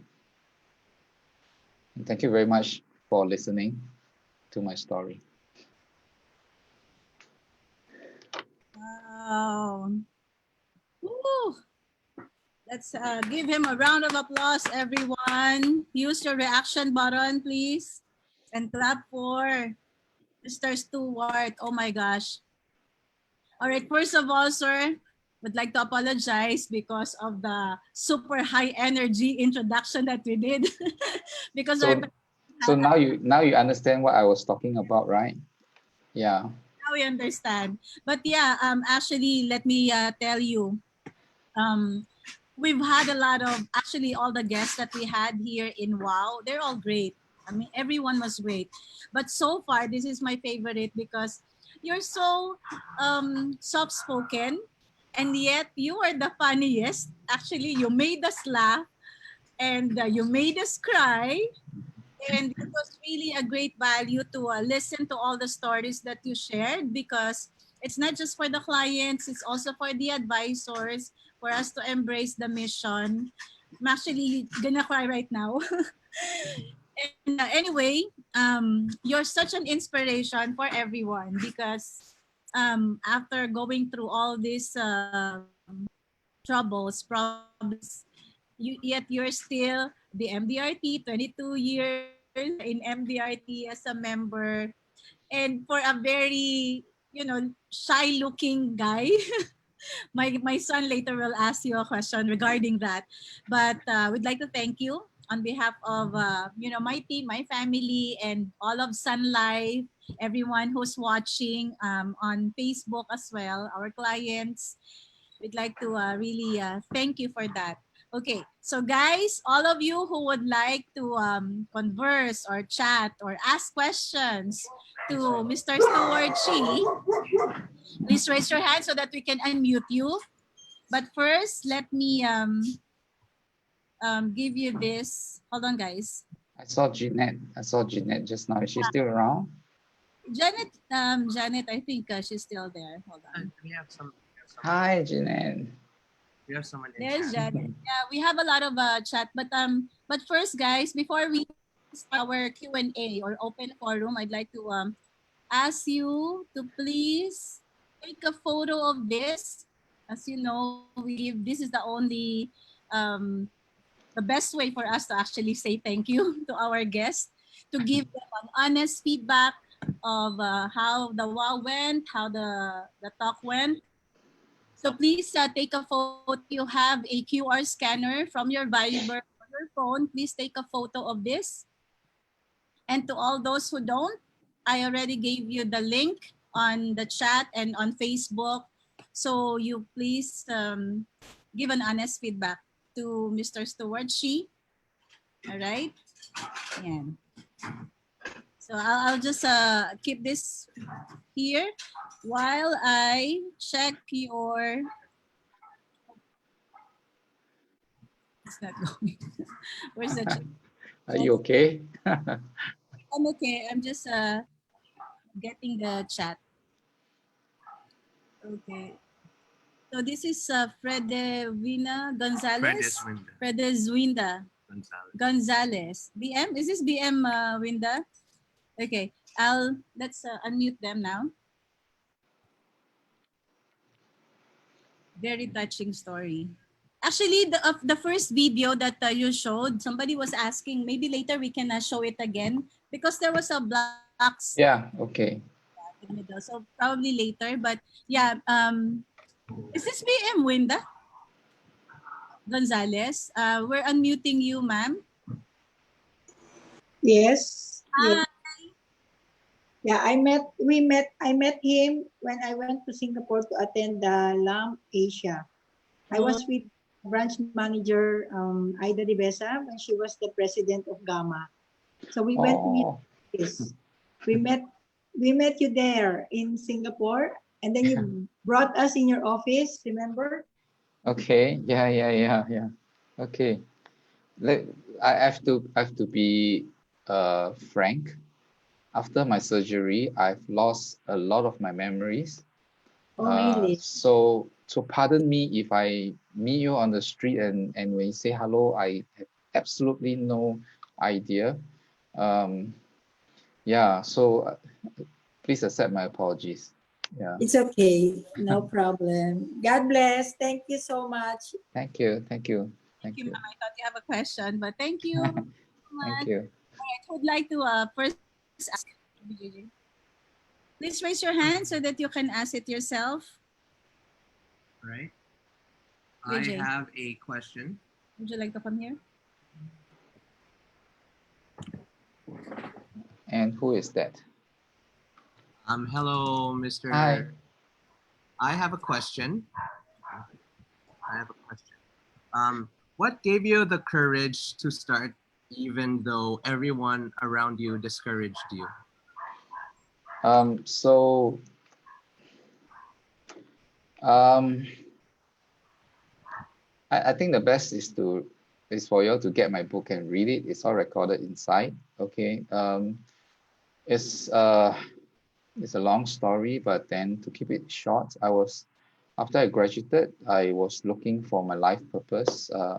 All my life, I've never really done extremely well in anything. I was just doing well, but there was one thing that stood up all the time. That is, I always get the most helpful boy, the most courteous, the most honest boy award in class, in school. So I've always have this heart to help people. That's why I was looking for a career that allows me to do that. But on the other hand, I was also thinking that I want to earn the money to support my wife. I love her a lot. I want her to live a good life. And so that therein lies a bit of conflict because a lot of jobs we can have very positive impact on people's lives, but we don't earn much money, like social workers, nurses, church workers. So I was looking around for a while and okay, so you have to understand this is 24 years ago and life insurance wasn't that kind of known to people.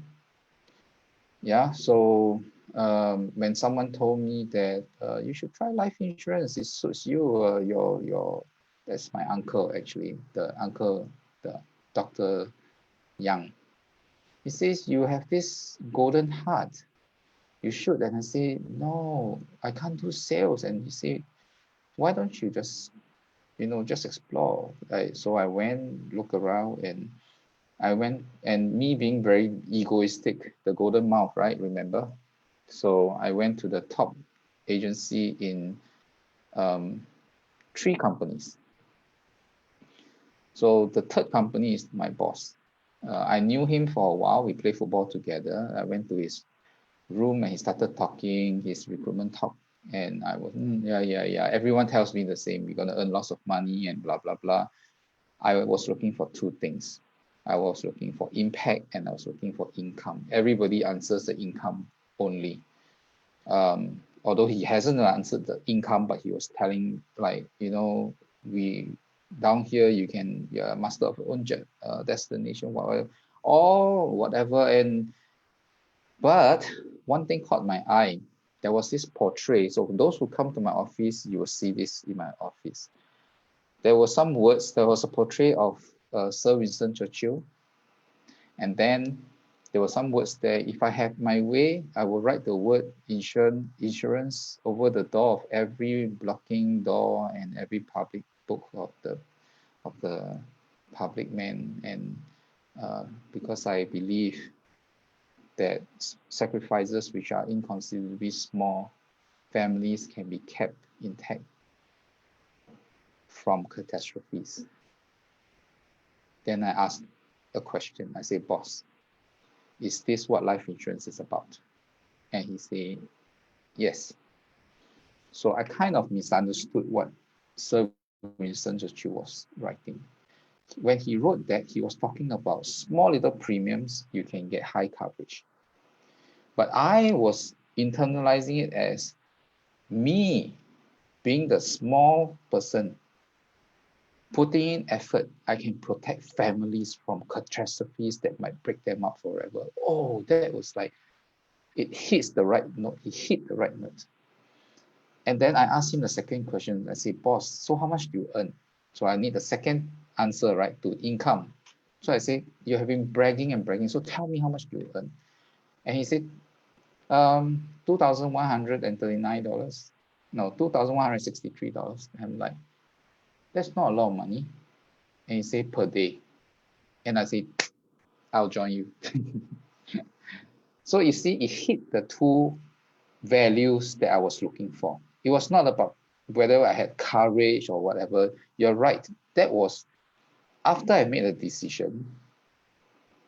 The decision I didn't need a lot of courage to make that decision. But it was the courage to carry on, to carry out that decision. Because all my friends, they were like, and there was this group of girls. They're no longer girls now, but they were girls at the time. They were like, Stuart, you were the best in our school. We thought you were going to be the first CEO. I graduated from NUS Business School. We all thought you're going to be the first CEO in our cohort. And what are you doing this to yourself? In Chinese, we call it 作践自己. 作践自己 means belittle yourself and condemn yourself to a low life form. That was the words she used. It almost brought tears to me, but I just suck it in and say, I've decided that this is what I want to do. Will you support me by giving me a chance to present? That's all. You can cover your eyes, cover your ears, close your mouth, but just let me do my presentation. And after that, give me some feedback. I started off doing that. And a lot of my schoolmates, classmates, army friends, almost everyone rejected me. Almost everyone were like, you can't speak for NUS. You cannot present for NUS. You're not handsome even. Yeah. There were so many personal remarks, personal rejections. I get my friend, I was talking to him, and his mom came out from the kitchen and say, what's this? What's your friend doing? And my friend say, oh, he's trying to sell me some life insurance. No, what is this? And being very traditional Chinese, no. If you understand Chinese, it's choi. Get out of the house. And I was chased out. And as I walked away, like a beaten up dog, I was so beaten up. And I walked out, and suddenly the door opened. I was like, maybe auntie felt pitiful or something. I turned around thinking that she might ask me to go back. And before I know it, this pail of water just came splashing up. I died that day. I literally died. But I told myself, I promised my wife, it's MDRT or nothing. A promise made is a promise kept. And I told myself, I'm here to help people. And that day, I told myself that I'll lower down my chin, throw away my ego, keep my pride under my bed. And after 5 MDRTs, I'll be back. I'll lift up my chin. I'll be that Stuart Shee again.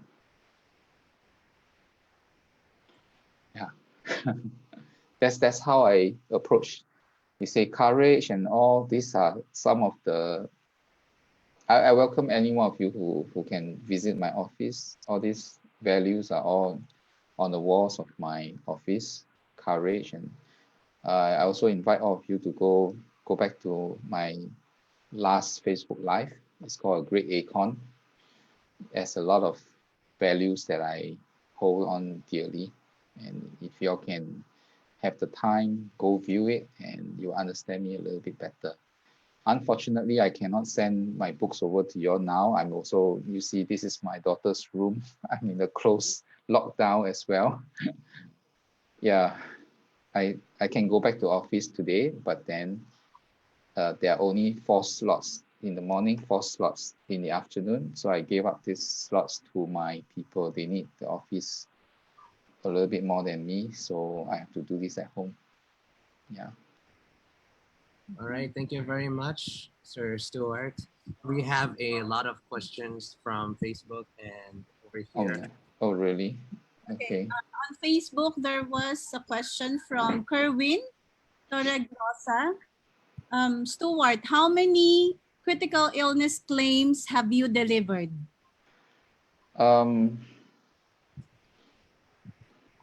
Gosh, I lost count. Not a lot.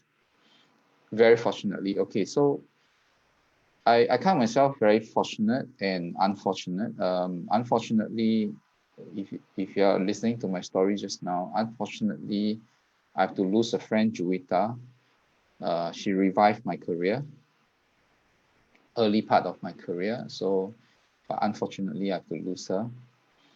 Then after that, I have a few more. Not every single claim turns out the way that we want it to be. I have to tell you. Some are more emotional, some are like, I had this family who refused to see me. Just refused. Everything is by mail. Or I self-profess I didn't do anything wrong, but shortly after the critical illness, the wife died, leaving a 3 to 4 months baby. It was so sad. The husband just refused to see me. I called the mother-in-law, everyone in the family, close friends. They were like, I think you better just leave them alone for a while. Until now, I have not met them. I feel so sad for them. Yeah, I lost a friend.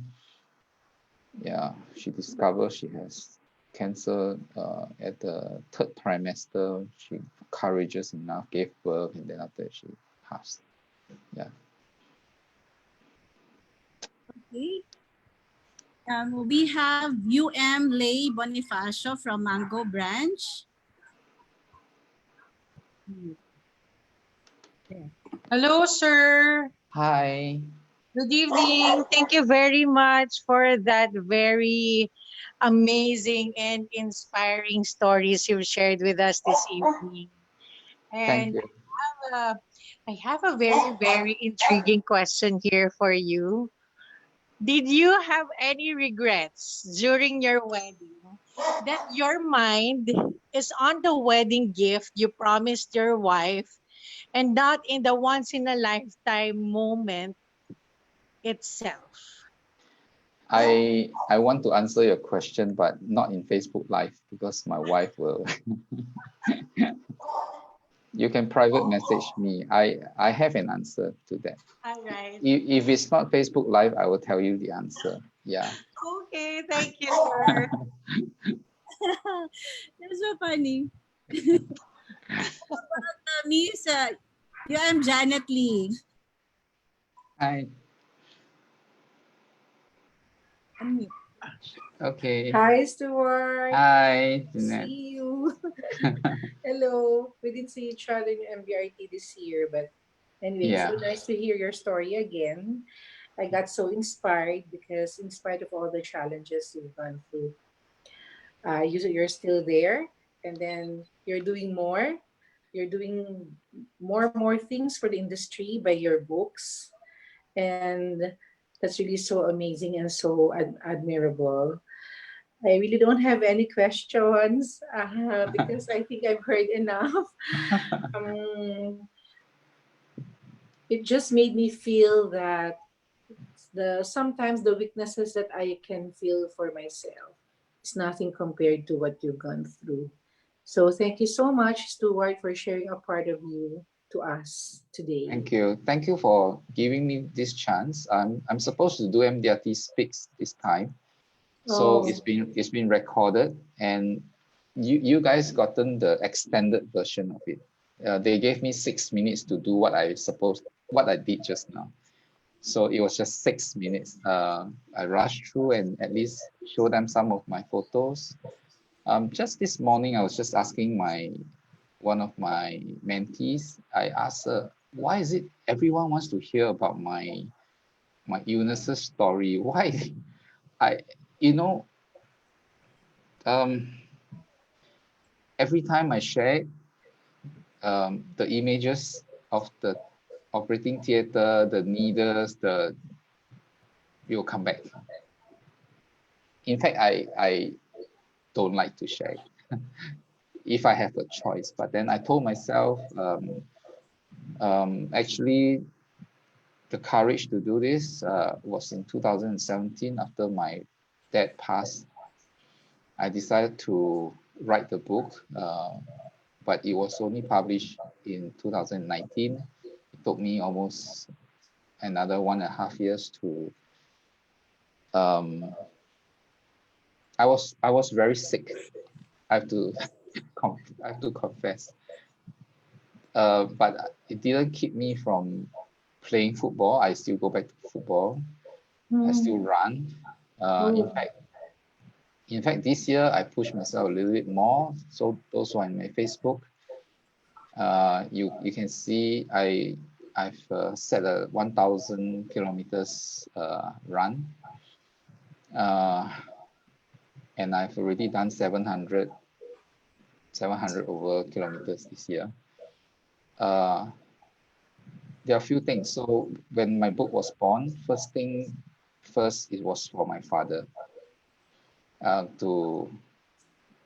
We never had a good relationship. So please read that book to understand it a little bit more. And it is a healing. It was a healing process that I have for myself to reconcile the relationship with my dad, although he's gone. I find myself going to his. For us, it's in an urn, not a tombstone, so there's an urn. I find myself doing that every Wednesday morning. I'll be there talking to him, and I was like, why was I not talking to him when he was around? So I decided to write that book, and the proceeds of the book, everything goes to charity. I've been speaking for almost 20 years, and every single cent that I've collected from my fees, speaking fees, and all minusing some expenses here and there, goes to charity. So every year, I'm like Santa Claus to some. I give the money to children with chronic diseases, cancer, born with heart issues. Yeah. So then now it has escalated. I sold the book. Last year it was good. I sold a few thousand copies, and I donated about close to 100,000 Sing dollars to them. So this year I want to raise another 100,000, but it's so short because I can't do anything now for the past 2.5 months. Yeah, but I think I will still raise 100,000 for them this year. God bless you, Stuart. Thank you. Thank you. Take care of your health. Yeah, Don't I push will. too hard.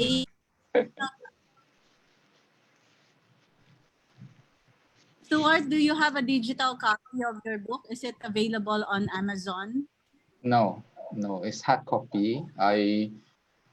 Because it's for donations, so the book first is it's not cheap. Actually, there are some copies in EXA because they visited me. Some of them visited me last year and they took 100 copies back. And after my speech, I think it's finished, already, all sold. So I'm supposed to speak in Philippines in March, 31st of March, right, for the LUAP. Oh, okay. Yeah. So it's been postponed. I look forward to going back to Philippines. I always adore Philippines. It was, I can't remember exactly which year it was, maybe 2006 or 2005 when uh, when the chairperson at the time, they were struggling with funds to do the MDRT day. I went up to her and say, don't worry, just book the venue. I will fly myself over. I'll pay for everything myself and I'll speak for you. All you need to do is sell me to the companies and raise funds. And that's how the first MDRT day was done in Philippines. I think it's 2006, if I don't remember wrongly. Yeah. So I've spoken in a lot of MDRT days during that time. They had no money, don't know how to do it. I will say, never mind, I'll fly myself over, my own expense.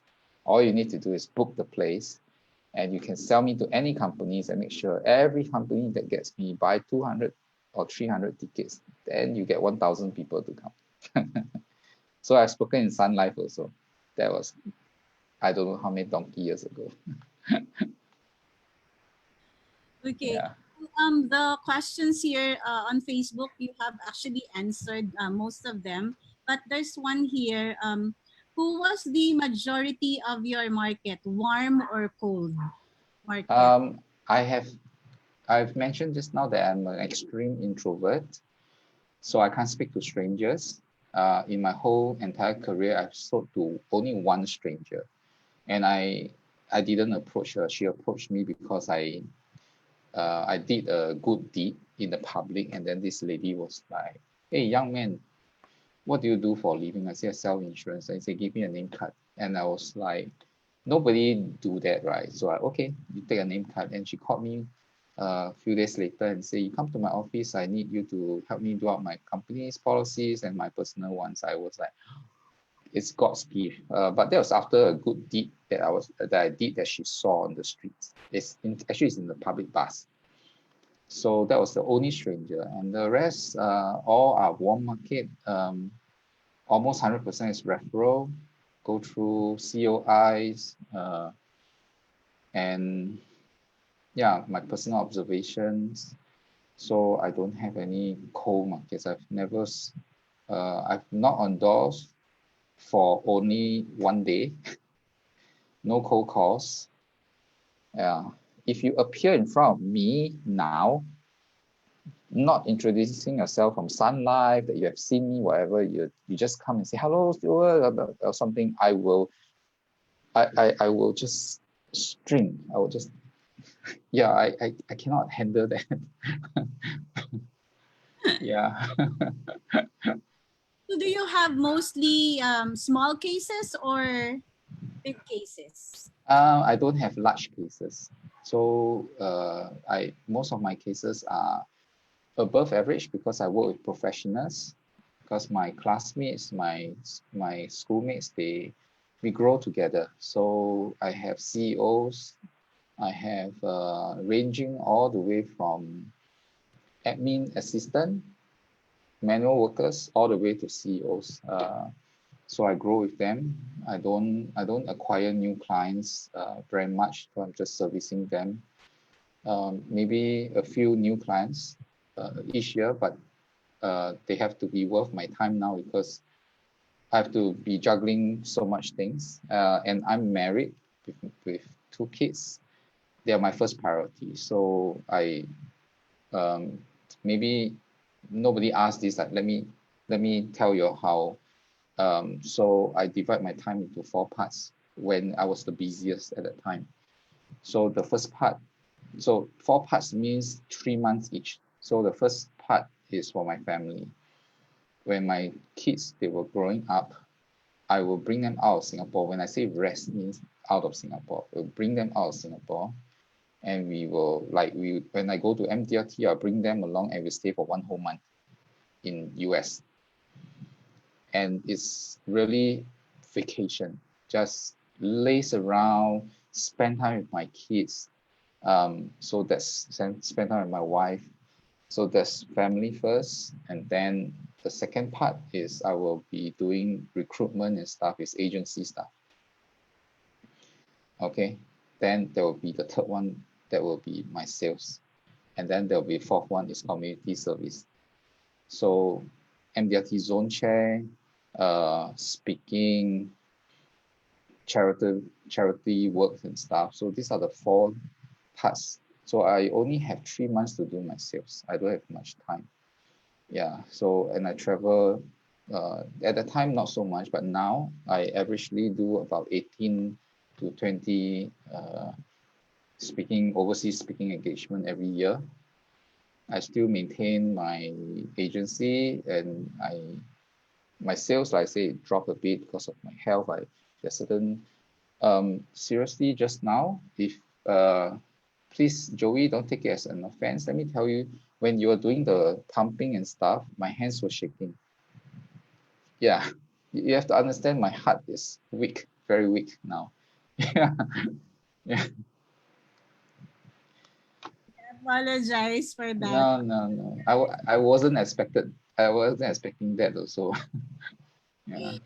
We have a signature talk called It's Time Energy, and they call me Mrs. Energy. So I'm always like full of energy. Even I have 5 children, so you can just imagine how. Yeah, people call me a man of contradicts because an extreme introvert doing so well in sales. A so quiet man, but spoken in so many countries and so many conferences. So it's contradicting. It's very contradicting. Yeah. People think I'm supposed to be high energy and stuff, but when I go on stage, everyone just very, very quiet. It's like, what's going on? What's going on? And then, of course, normally people will be crying when I speak. Yeah. Yeah, that's true. And actually, it's very good that you shared, and now we saw your personality.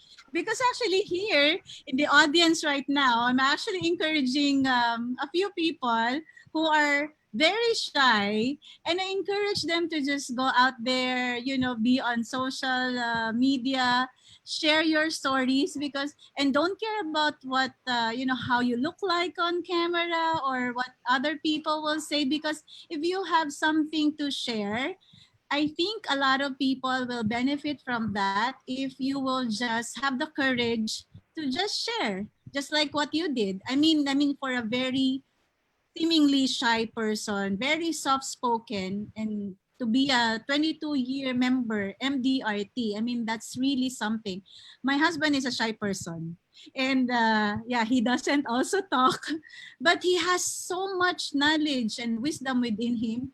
But then again, he found another outlet. He wrote, so now he's an author. So yeah, I think it's also best to, sometimes we also have to check what benefit it would give to the general public if we just share whatever we have to share. I mean, especially if it's a very touching story like yours, and a lot of people will be inspired from. I think we just ought to just share it so that more people will benefit and be inspired and copy what we're doing.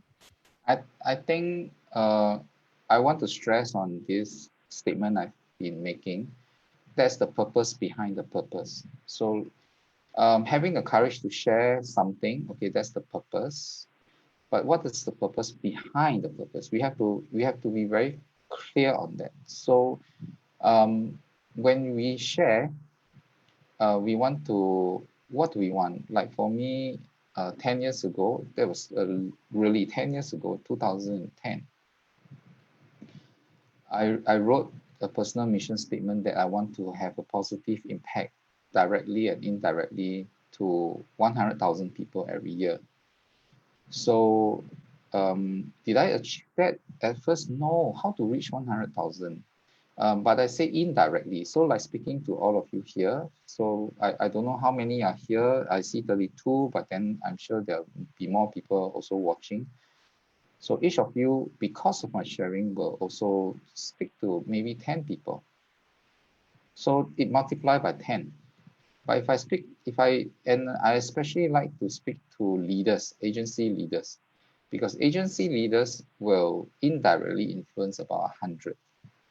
So each agency leader is 101, each agent is 11. So you do the math, I will be influencing 100,000 people indirectly and directly by just speaking to probably 10,000 people. And I've been doing that, I've been achieving that for a while now. And it gives me a lot of pleasure because I know that I post this a few times in my Facebook. People can call me crazy, but I draw a lot of energy when I see that people succeeded. Maybe a little bit because of me, just that little bit, and I feel very good. I just feel that I'm very contented and fulfilled when I do that. Yeah. Okay. Do we have time for another question? There was a question on Facebook. Yeah, my time is yours. What How is your usual strategy? What is your usual strategy in doing business? What's my strategy for what? In doing business. What is my strategy for doing business? So for agency management or for sales?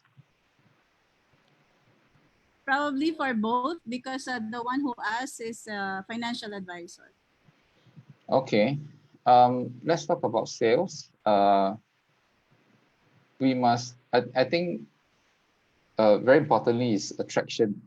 So I need to attract people to come to me. Being a very shy person, I don't approach people. So I won't share if you accept the exact things because it may not apply to you. But when I first started out, I did 3 things that will make people come to me. One of them is travel insurance because most of my cohort graduated 3 or 4 years. I took 2.5 years to graduate, and so I had a little bit of head start. So every graduate wants to go for a graduate trip, which I've never taken. So they need, one of the things they need is insurance, travel insurance, and they want it cheap because they are students just graduated. So I found the cheapest form of travel insurance, and then I make sure people get to know it, and that's one. So I attract people to come to buy travel insurance from me, and then I make them my client first and convert them into my life insurance clients. The second strategy I had was I partner with a headhunter, and I will always have this notebook with me, and I go back to my school in the canteen, and I'll tell people like, whoever puts your name here with contact number, I'll get a headhunter to call you. And once you graduate, you can start having a job and stuff like that. So at first nobody believed me, but then as 1 or 2 people start to receive the call, then words got around. There was no social media, there was no Facebook, it was all words of mouth. So I have to allow people to understand that whatever I'm doing is not fake. That's another one. And third one is I will help my clients, help my friends' parents apply for almost like a free insurance from the government. but it's underwritten by another insurance company. So I will be there, uncle, auntie, I'll help you with this. And then they'll like, oh, so you're from this company? I say, no, I'm from another company. Then say, then why are you doing this? It's free service. Yeah. So because of that, then they're like, oh, that's good. And they will ask their children to buy for me. So that's how I started off. Then sending newsletters, keeping in touch with them. One of the strategies, you might not believe me, is I practice my voice. I didn't sound like this before. Now my voice is deeper because someone ever told me that for a guy, when your voice is deep, people will trust you more. So I say, oh, is that so? So I went to practice on my voice. So one of the regrets is I cannot sing the high notes anymore after so many years of doing this voice. So these are some of the strategies for sales. Then when it comes to my agency management, I do I don't I didn't I want to say I don't, but now my agency is doing a bit of mass recruitment. For me, my recruitment was very targeted. So when I first started, I needed 4 pillars. I couldn't think of strengths except for these 4 pillars. At least they wouldn't turn their backs on me. At least we are standing together. So I got first my brother, and then my best friend, and 2 other best clients to come in. So that was my first 4 recruits. 1 of them left, so I still have 3 of them. But over the last 20 years of my recruitment, I will like, okay, I need a marketing person. So I went to find a marketing person. I need someone who's good in doing tours. So I got someone from a tour agency. And I need someone who is young. I went to school to get someone. So every department has someone. So I still manage a very small agency compared to although I'm a senior director of my company. Normally senior directors, I'm one of the smallest groups in the as a senior director. Productivity is higher. My retention is, I would say, is a record that nobody has broken. My retention rate is about 70% over the last 20 years. But now my agency is expanding. In fact, I consider myself retired, but then now I'm out of retirement. My agency leaders, they want to expand, they want to go into recruitment, then okay, let's restart the engine. But it took me a while. When I say a while, it's just a couple of weeks and months. High energy again, high energy. Every time I go into a meeting, I say, let me calm down first. And it came to a point that they couldn't care much. They just carry on. I'm like, okay. So now I'm spending a little bit more money than my time and effort. And because young agency leaders, they are not short of ideas, but they're short of resources. I have the resources. So it's a good pair, right? It's a good pairing. So sometimes they needed something and it's like, oh, it costs so much money. I say, don't worry about the money. As long as it doesn't cost that much, just tell me, let me get it for you and get it done. All you need to do is just move. So I think that's my strategy now. Wow, Yeah. thank you so much. You gave a lot of tips. So now, yeah, we have to let our money work for us, delegate the task. Yes. Can be delegated, and yeah, hire a headhunter. All right, so let me share this with you. As a token of our appreciation, I told you that my husband already is an author, just like you, a very shy person. But we'd like to give you this, a digital copy of his book, A One Woman Man Speaks, The Benefits of Being Faithful to Your Woman. And we'd like to thank you for your time. I'll send this via email. And I'll also send you the link for the for the feedback form. Okay, so Thank that at you. least you would hear from Thank you. Thank you very much. tonight. So Thank you for having me. everyone here on you, everyone is mute. Guess you can mute yourself to say your thanks, and please turn on your video so that we can take a picture with Stuart. Please turn on your videos. Let's take a photo with our guest speaker. Wow. Thank you for coming, everyone. Hi, Maji. Again, one of my favorite sessions. You're actually now my favorite speaker. Everyone was really great, but you actually just gave a lot of stories. You made us laugh, you made us cry. You inspired us. Yeah, you were too passionate about your work, your career. And I learned two quotes from you: purpose behind the purpose, and promise made is promise kept. Yes, so that's really great. Thank you so much for the inspiration. All right, so turn on your camera, guys, if you want to say bye, hi to Stuart. I think JJ already unmuted everyone. Did you? Yeah. Yeah, there. So thank you once again, Stuart.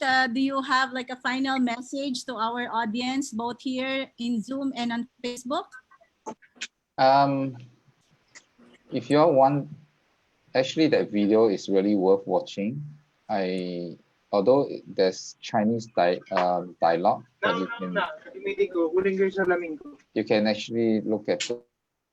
So if you allow me, I'm going to play this video again, okay? Okay, please.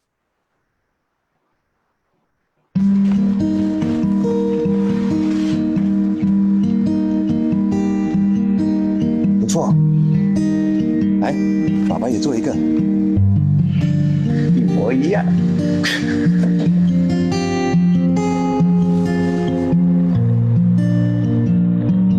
爸爸以前当过第一批的新兵，以后就到你了。OK。1、2、1、2、1、2、1、2、1、2。爸，为什么他们一直看着我？因为我们两次。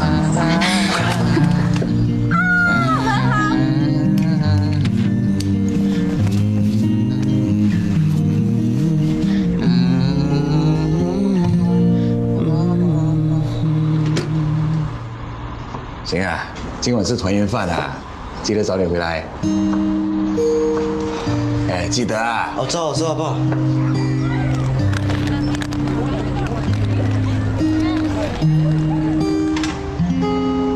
倒水给你喝。高啊，谢谢你供我读书，你收下。不用啦，我们两兄弟不计较这些。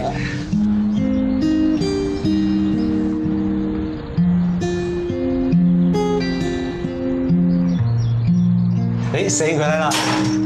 哇，你今天这样 handsome， 你去拍拖啊 ？handsome， 这种脸你也敢说 handsome？ 有这种脸，跟我爸爸一。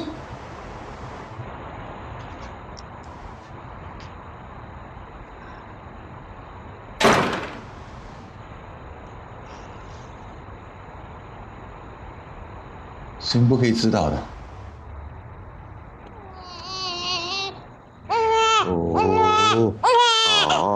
没事。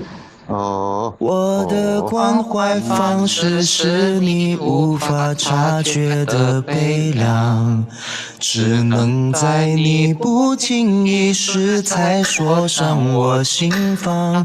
你往常的亲切友善，是我今生的遗憾。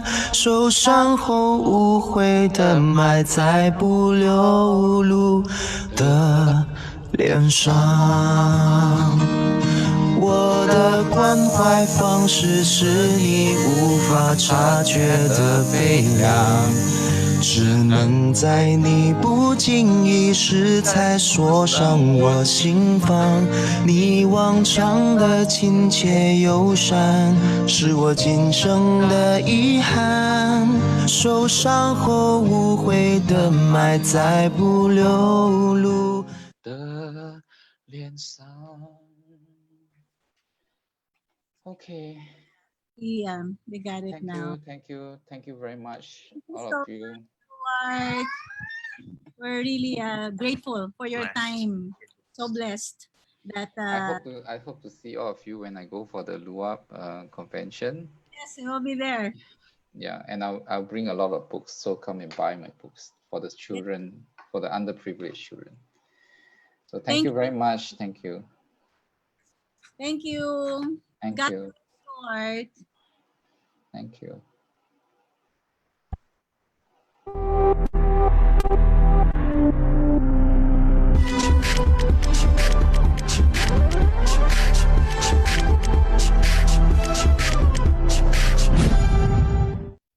I'm JJ. I'm JM. I'm Jack. I'm Jake. And I'm Jamie. And welcome to It's Time Wow! Wisdom on Wednesdays.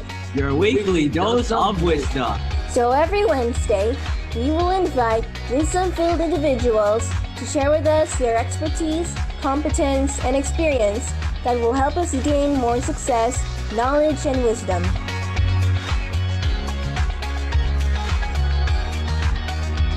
So get your fill of wisdom every Wednesday. It's time.